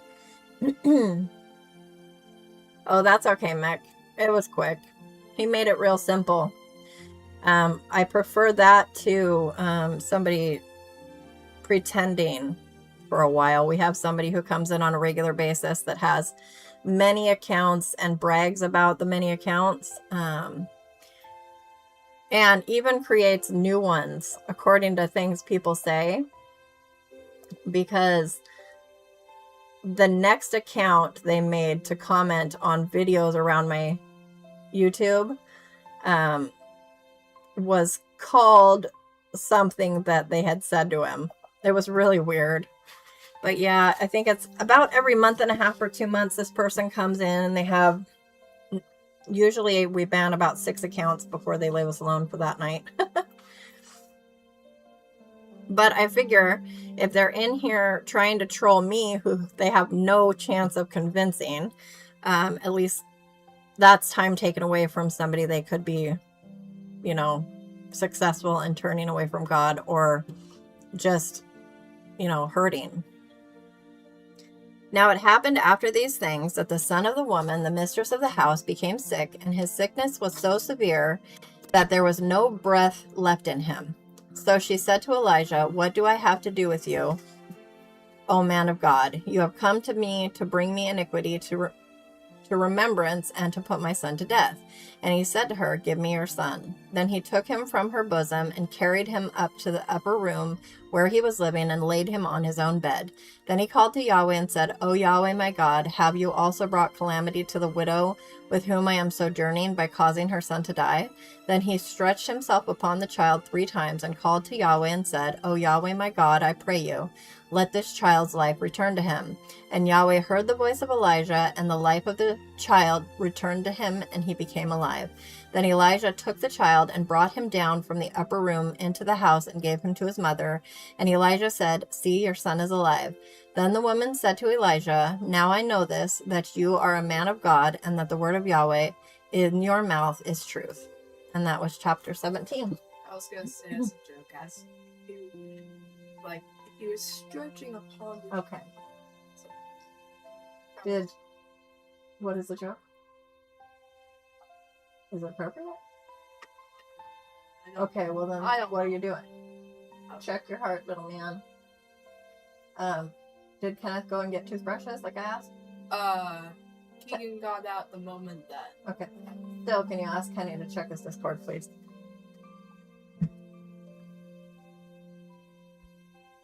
Yeah, he does have too much time in his hands. That troll.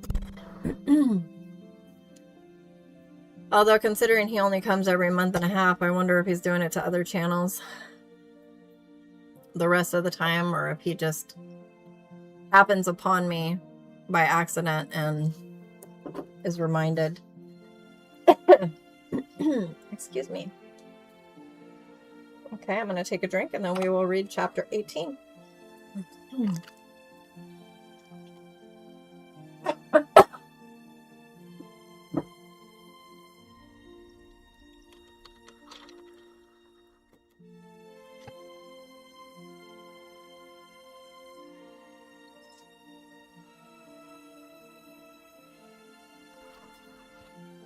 Welcome to those just joining us. God bless you.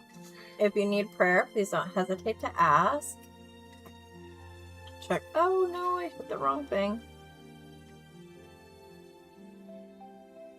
Give me just a second to get this back opened up. I didn't pause it, did I? No. Okay. Sorry about that. Just wanted to see if I could safely unplug my phone for a minute. And I can. There we go.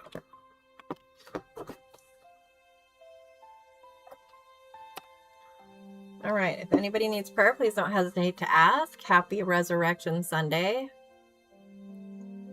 Scott said some of those trolls are dedicated to doing just that alone. It's insane. Yeah. What? They're doing the work of Satan. Sad.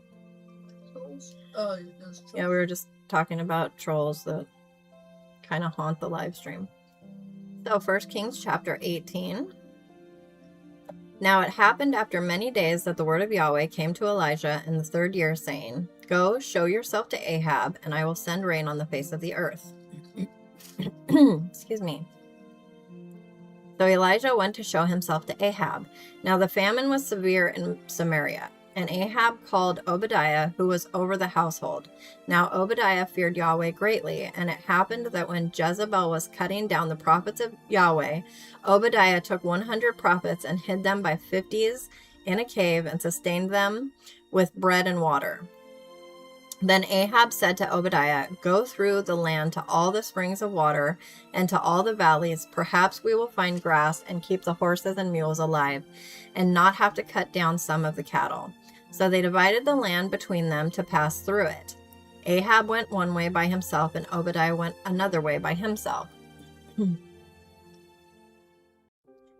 Now it happened that as Obadiah was on the way, behold, Elijah met him, and he recognized him, and fell on his face, and said, Is this you, Elijah, my master? And he said to him, It is I. Go say to your master, Behold, Elijah is here. And he said, What sin have I committed, that you are giving your servant into the hand of Ahab to put me to death? As Yahweh your God lives, there is no nation or kingdom where my master has not sent to search for you. And if they said, He is not here, he made the kingdom or nation swear that they could not find you. And now you are saying, Go say to your master, Behold, Elijah is here. And it will be that when I leave you, the Spirit of Yahweh will carry you where I do not know, and I will come and tell Ahab, and he will not find you, and he will kill me, although I, your servant, have feared Yahweh from my youth. Has it not been told to my master what I did when Jezebel killed the prophets of Yahweh, that I hid 100 prophets of Yahweh by 50s in a cave, and sustained them with bread and water? So now you are saying, Go, say to your master, Behold, Elijah is here. He will then kill me. And Elijah said, As Yahweh of hosts lives, before whom I stand, I will surely show myself to him today. So Obadiah went to meet Ahab, and told him, and Ahab went to meet Elijah. Now it happened, when Ahab saw Elijah, that Ahab said to him, Is this you, you troubler of Israel? And he said, I have not troubled Israel, but you and your father's house have, because you have forsaken the commandments of Yahweh, and you have followed the Baals. So now then send and gather to me all Israel at Mount Carmel, together with 450 prophets of Baal and 400 prophets of the Asherah, who eat at Jezebel's table. So Ahab sent a message among all the sons of Israel and gathered the prophets together at Mount Carmel. And Elijah came near to all the people and said, How long will you be limping between two opinions? If Yahweh is God, follow him, but if Baal, follow him. But the people did not answer him a word. Then Elijah said to the people, I alone am left a prophet of Yahweh, but Baal's prophets are 450 men. Now let them give us 2 oxen, and let them choose 1 ox for themselves, and cut it up, and place it on the wood, but place no fire under it, and I will prepare the other ox and put it on the wood, and I will not place fire under it. Then you call on the name of your God, and I will call on the name of Yahweh, and the God who answers by fire, he is God. And all the people answered and said, That is a good word. So Elijah said to the prophets of Baal, Choose 1 ox for yourselves and prepare it first, for you are many, and call on the name of your God, but place no fire under it. Then they took the ox which was given them, and they prepared it and called on the name of Baal from morning until noon, saying, O Baal, answer us. But there was no voice, and no one answered. And they limped about the altar which they had made. Now it happened at noon that Elijah mocked them and said, Call out with a loud voice, for he is a god. Either he is occupied or relieving himself, or is on a journey, or perhaps he is asleep and needs to be awakened. So they cried with a loud voice and gashed themselves according to their custom with swords and lances, until the blood gushed out on them. Now it happened, when noon had passed, that they prophesied until the time of the offering of the evening sacrifice, but there was no voice, no one answered, and no one paid attention. Then Elijah said to all the people, Come near to me. So all the people came near to him, and he repaired the altar of Yahweh which had been pulled down.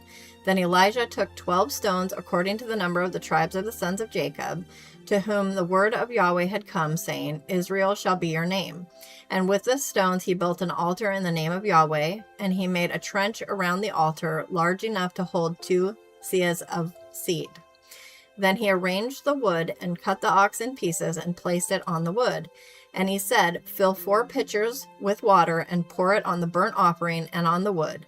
And he said, Do it a second time. And they did it a second time. And he said, Do it a third time. And they did it a third time. And the water flowed around the altar, and he also filled the trench with water. Now it happened at the time of the offering of the evening sacrifice that Elijah the prophet came near and said, O Yahweh, the God of Abraham, Isaac, and Israel, today let it be known that you are God in Israel, and that I am your slave, and I have done all these things at your word. Answer me, O Yahweh, answer me, that this people may know that you, O Yahweh, are God, and that you have turned their heart back again. Then the fire of Yahweh fell and consumed the burnt offering, and the wood and the stones and the dust, and licked up the water that was in the trench. And all the people saw it and fell on their faces and said, Yahweh, he is God, Yahweh, he is God. Then Elijah said to them, Seize the prophets of Baal, do not let one of them escape. So they seized them, and Elijah brought them down to the brook Kishon, and slaughtered them there. Now Elijah said to Ahab, Go up, eat and drink, for there is the sound of the tumult of rain. So Ahab went up to eat and drink, but Elijah went up to the top of Carmel, and he stretched himself down toward the ground and put his face between his knees. And he said to his young man, Go up now, look toward the sea. So he went up and looked and said, There is nothing. And he said, Go back 7 times. Now it happened at the 7th time that he said, Behold, a cloud as small as a man's hand is coming up from the sea. And he said, Go up, say to Ahab, Prepare your chariot and go down, so that the rain does not stop you. Now it happened that in a little while the sky grew dark with clouds and wind, and there was a heavy rain. And Ahab rode and went to Jezreel. But the hand of Yahweh was on Elijah, and he girded up his loins and outran Ahab unto where you entered Jezreel. And that was chapter 18 of 1 Kings.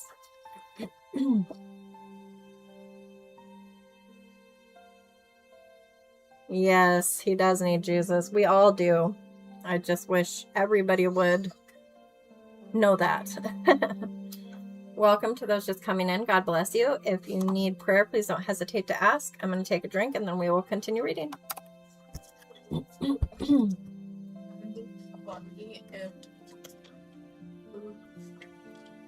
Like,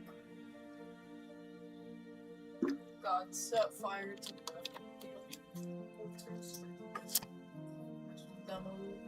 Oh no, he couldn't do that, or wouldn't do that, because it could be misconstrued like, oh, their God had finally shown up. Sorry for coughing in your guys' ear. Welcome to those just coming in. God bless you, and happy Resurrection Sunday. He is risen. God is good. If you need prayer, please don't hesitate to ask. We are headed into 1 Kings chapter 19.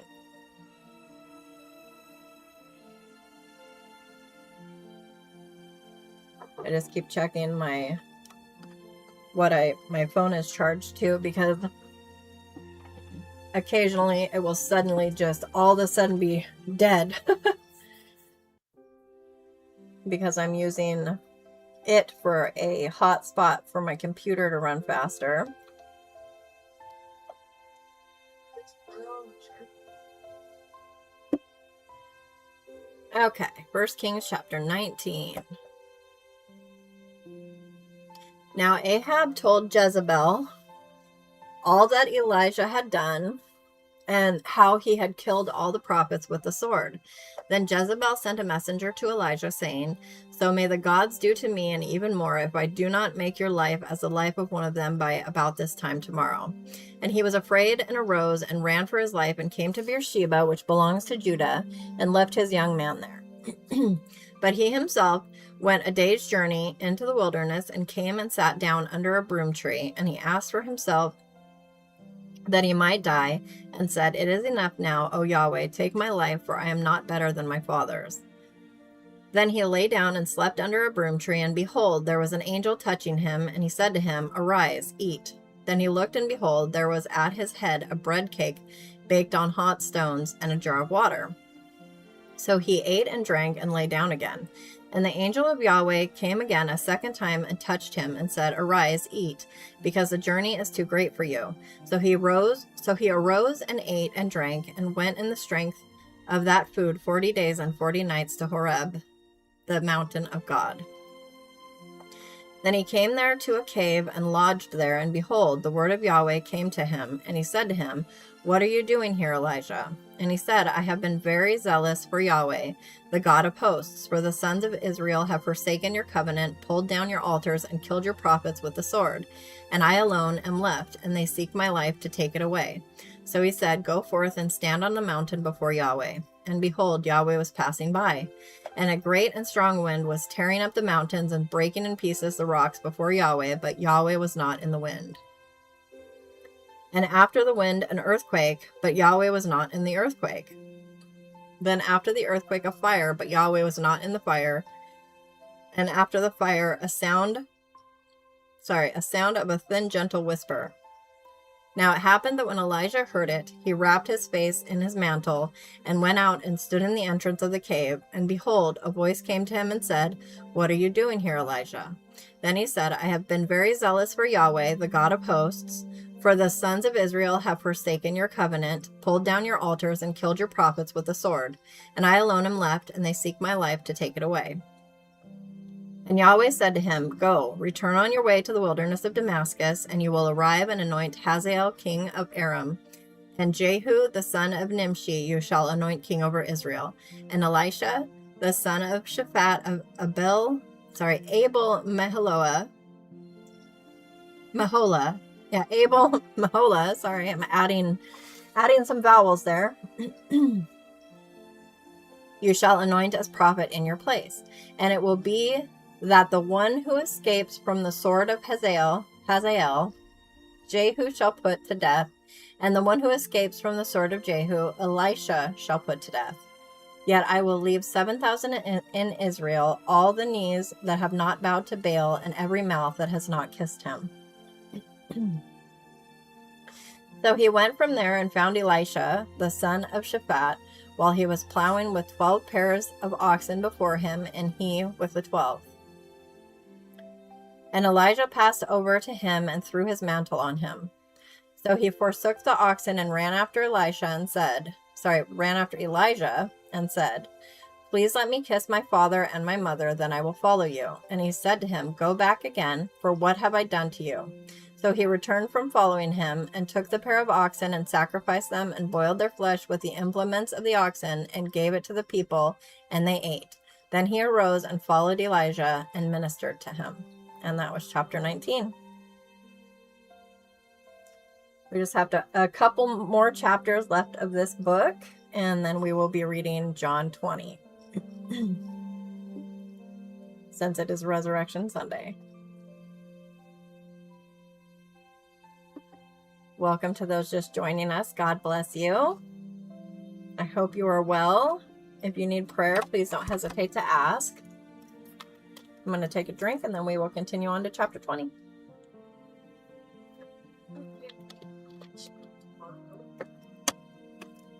Yes.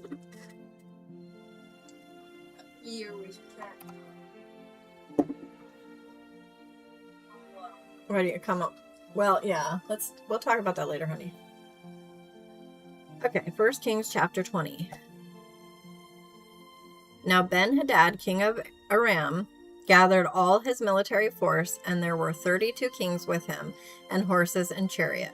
And he went up and besieged Samaria and fought against it. Then he sent messengers to the city to Ahab, king of Israel, and said to him, Thus says Ben-Hadad, Your silver and your gold are mine, your most beautiful wives and children are also mine. Then the king of Israel answered and said, It is according to your word, my lord, O king. I am yours and all that I have. Then the messengers returned and said, Thus says Ben-Hadad, Surely I sent to you, saying, You shall give me your silver and your gold and your wives and your children. But about this time tomorrow I will send my servants to you, and they will search your house and the houses of your servants, and whatever is desirable in your eyes they will put in their hand and carry away. Then the king of Israel called all the elders of the land and said, Please know and see how this man is looking for trouble, for he sent to me for my wives and my children and my silver and my gold, and I withheld nothing from him. And all the elders and all the people said to him, Do not listen or consent. So he said to the messengers of Ben-Hadad, Say to my lord the king, all that you sent for to your servant at the first I will do, but this thing I cannot do. And the messengers departed and brought him word again. Then Ben-Hadad sent to him and said, May the gods do so to me, and more also, if the dust of Samaria will be sufficient for a handful for all the people who follow me. Then the king of Israel answered and said, Speak to him. Let not him who girds on his armor boast like him who takes it off. Now it happened that when Ben-Hadad heard this message, as he was drinking with the kings in the booths, he said to his servants, Station yourselves. So they stationed themselves against the city. Now behold, a prophet approached Ahab, king of Israel, and said, Thus says Yahweh, Have you seen all this great multitude? Behold, I will deliver them into your hand today, and you shall know that I am Yahweh. And Ahab said, By whom? So he said, Thus says Yahweh, By the young men of the rulers of the provinces. Then he said, Who shall begin the battle? And he said, You. Then he mustered the young men of the rulers of the provinces, and there were 232. And after them he mustered all the people, even all the sons of Israel, 7,000. And they went out at noon, while Ben-Hadad was drinking himself drunk in the booths with the 32 kings who helped him. And the young men of the rulers of the provinces went out first, and Ben-Hadad sent out, and they told him, saying, Men have come out from Samaria. Then he said, If they have come out for peace, take them alive, or if they have come out for war, take them alive. So these went out from the city, the young men of the rulers of the provinces, and the military force which followed them. And they each struck his man, and the Arameans fled, and Israel pursued them, and Ben-Hadad, king of Aram, escaped on a horse with horsemen. And the king of Israel went out and struck down the horses and chariots, and struck the Arameans with a great slaughter. Then the prophet came near to the king of Israel and said to him, Go, strengthen yourself, and know and see what you have to do. Go strengthen yourself and know and see what you have to do. For at the turn of the year, the king of Aram will come up against you. Now the servants of the king of Aram said to him, Their gods are gods of the mountains, therefore they were stronger than we. But rather let us fight against them in the plain, and surely we will be stronger than they.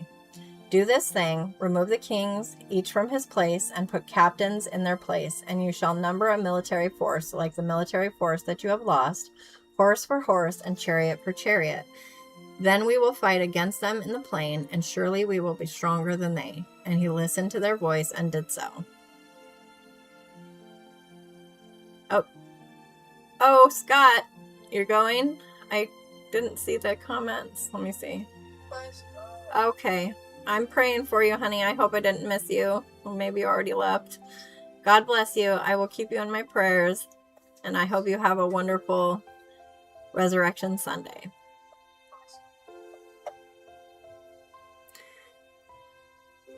Now it happened at the turn of the year that Ben-Hadad mustered the Arameans and went up to Aphek to fight against Israel.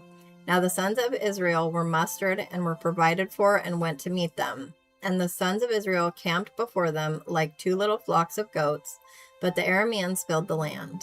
Then a man of God came near and spoke to the king of Israel and said, Thus says Yahweh, Because the Arameans have said, Yahweh is a God of the mountains, but he is not a God of the valleys, therefore I will give all this great multitude into your hand, and you shall know that I am Yahweh. So they camped one opposite the other 7 days.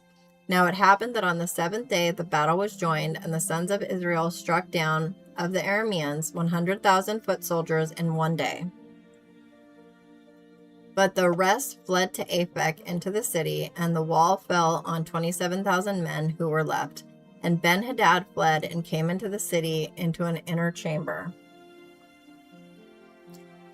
Then his servants said to him, Behold, now we have heard that the kings of the house of Israel are kings of loving kindness. Please let us put sackcloth on our loins and ropes on our heads and go out to the king of Israel. Perhaps he will preserve your life. So they girded sackcloth on their loins and put ropes on their heads and came to the king of Israel and said, Your servant Ben-Hadad says, Please let me live. And he said, Is he still alive? He is my brother. Now the men interpreted this as an omen, and hastily catching his words said, Your brother Ben-Hadad. Then he said, Go bring him. Then Ben-Hadad came out to him, and he took him up into the chariot. And Ben-Hadad said to him, The cities which my father took from your father I will return, and you shall make streets for yourself in Damascus, as my father made in Samaria. Ahab said, And I will let you go with this covenant. So he cut a covenant with him and let him go. Now a certain man of the sons of the prophets said to another by the word of Yahweh, Please strike me. But the man refused to strike him. Then he said to him, Because you have not listened to the voice of Yahweh, behold, as soon as you walk away from me, a lion will strike you down. And as soon as he had walked away from him, a lion found him and struck him down. Then he found another man and said, Please strike me. And the man struck him, wounding him. So the prophet walked away and stood by for the king by the way, and disguised himself with a bandage over his eye. Now it happened that as the king was passing by, he cried out to the king and said, Your servant went out into the midst of the battle, and behold, a man turned aside and brought a man to me and said, Guard this man. If for any reason he is missing, then your life shall be for his life, or else you shall pay a talent of silver. Now it happened that while your servant was busy here and there, he was gone. And the king of Israel said to him, Go, so shall your judgment be. You yourself have decided it. Then he hastily took the bandage away from his eyes, and the king of Israel recognized him, that he was of the prophets. And he said to him, Thus says Yahweh, because you have let go out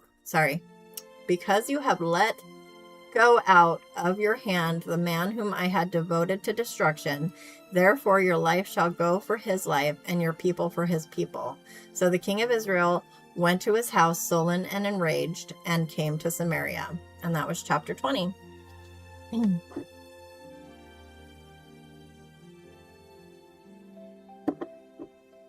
Oh, Jer, if you're talking to Mick, yeah, he is over in the server. I'm going to take a drink real quick and carry on reading.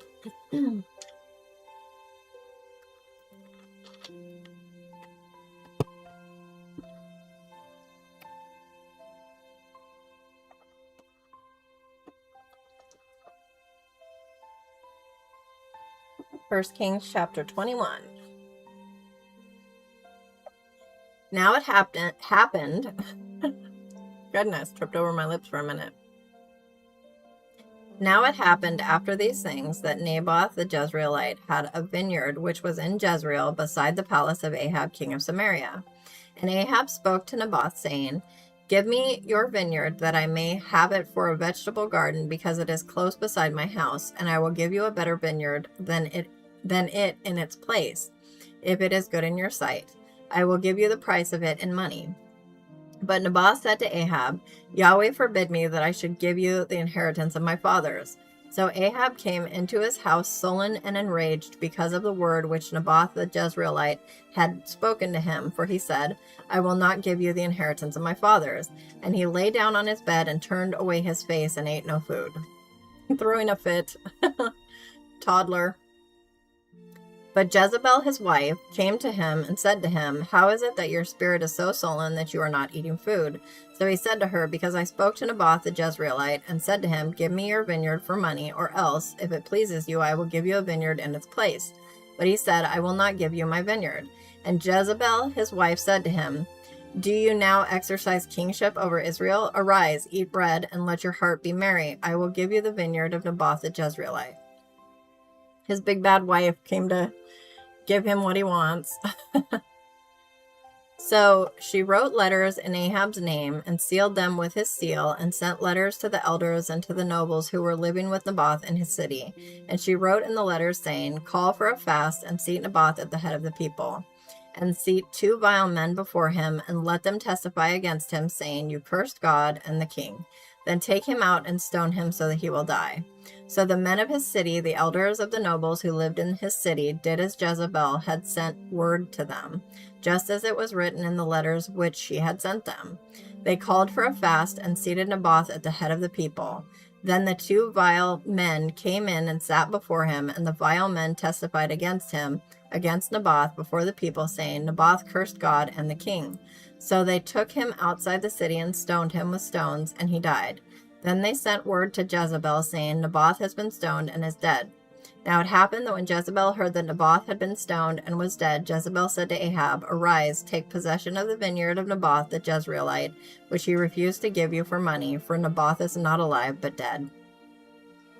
Now it happened that when Ahab heard that Naboth was dead, Ahab arose to go down to the vineyard of Naboth the Jezreelite to take possession of it. Then the word of Yahweh came to Elijah the Tishbite, saying, "Arise, go down to meet Ahab king of Israel, who is in Samaria. Behold, he is in the vineyard of Naboth, where he has gone down to take possession of it. And you shall speak to him, saying, 'Thus says Yahweh, have you murdered and also taken possession?' And you shall speak to him, saying, 'Thus says Yahweh, in the place where the dogs licked up the blood of Naboth the kings will lick up your blood, even yours.'" And Ahab said to Elijah, "Have you found me, O my enemy?" And he answered, "I have found you, because you have sold yourself to do what is evil in the sight of Yahweh.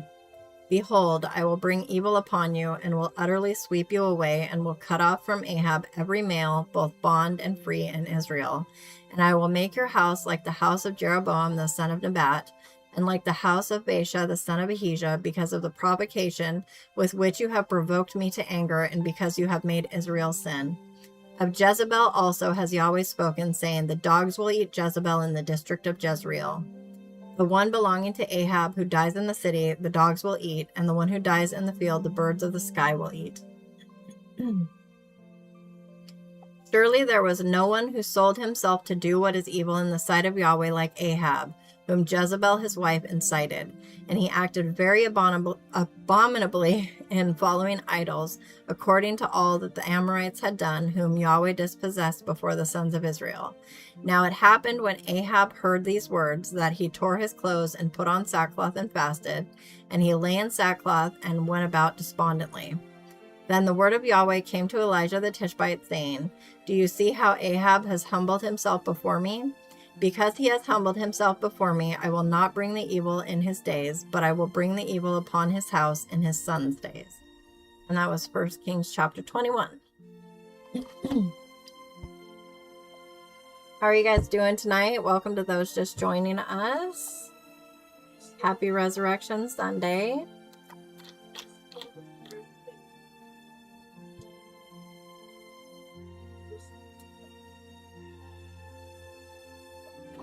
Gonna drink real quick, and then we will read. I believe this is the last chapter.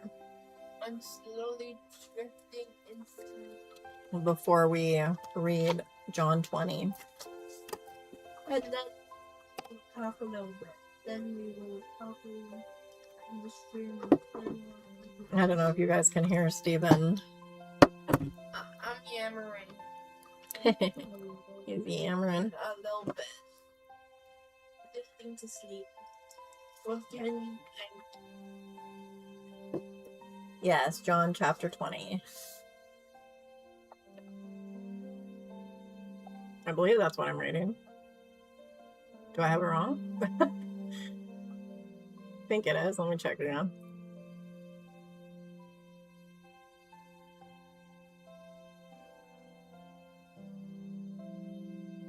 Should be. Hang on a second here. My mouse is so jumpy. Yeah, John 20. Okay. Oh, you can hear him, Jer. I wasn't sure because I have the fans on and he's over laying on my bed. 1 Kings chapter 22. So they lived for 3 years without war between Aram and Israel. Now it happened in the 3rd year that Jehoshaphat the king of Judah came down to the king of Israel. Then the king of Israel said to his servants, "Do you know that Ramoth Gilead belongs to us, but we are sitting still so as not to take it out of the hand of the king of Aram?"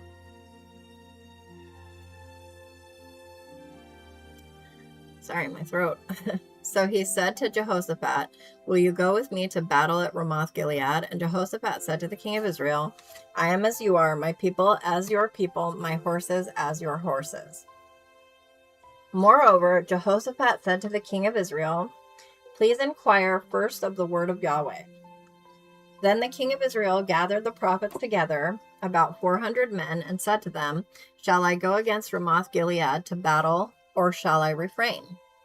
And they said, "Go up, for the Lord will give it into the hand of the king."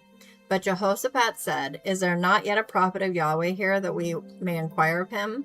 And the king of Israel said to Jehoshaphat, "There is yet one man by whom we may inquire of Yahweh, but I hate him, because he does not prophesy good concerning me, but evil." That should tell you something, sir. He is Micaiah, son of Imlah. But Jehoshaphat said, "Let not the king say so." Then the king of Israel called an officer and said, "Hasten to bring Micaiah, son of Imlah." Now the king of Israel and Jehoshaphat, king of Judah, were sitting each on his throne, clothed in their royal garments, at the threshing floor at the entrance of the gate of Samaria. And all the prophets were prophesying before them. And Zedekiah, the son of Hananiah, I think we struggled with this one before, Chenaiah, or Canana,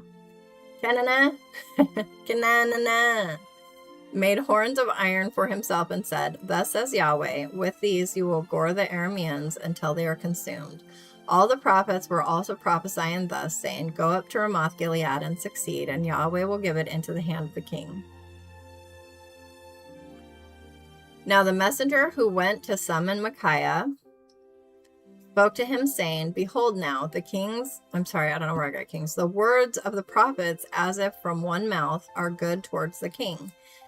Please let your word be like the word of one of them, and speak that which is good." But Micaiah said, "As Yahweh lives, what Yahweh says to me, that I shall speak."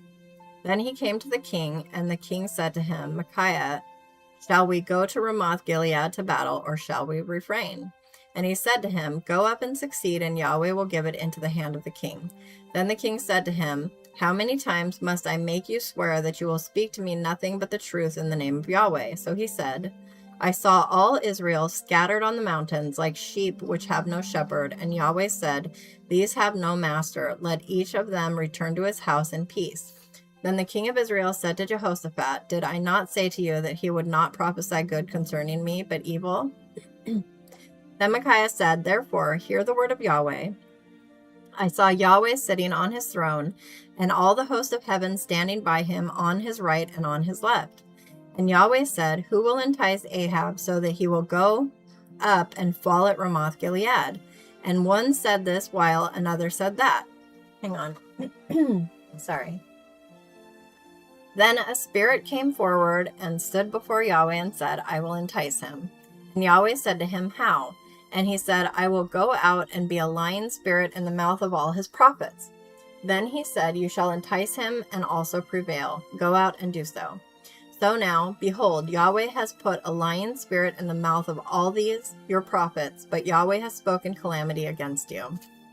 Then Zedekiah, the son of Chenaanah, came near and struck Micaiah on the cheek and said, "How did the spirit of Yahweh pass from me to speak to you?" And Micaiah said, "Behold, you will see on that day when you enter an inner room to hide."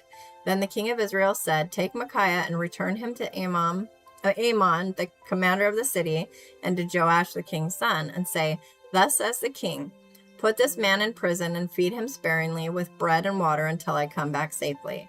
And Micaiah said, if you indeed return safely, Yahweh has not spoken by me. And he said, listen, all you people. So the king of Israel and Jehoshaphat, king of Judah, went up against Ramoth Gilead.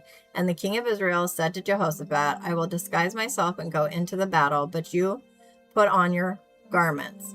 So the king of Israel disguised himself and went into the battle. Now the king of Aram had commanded the 32 commanders of his chariot, saying, do not fight with small or great, but with the king of Israel alone.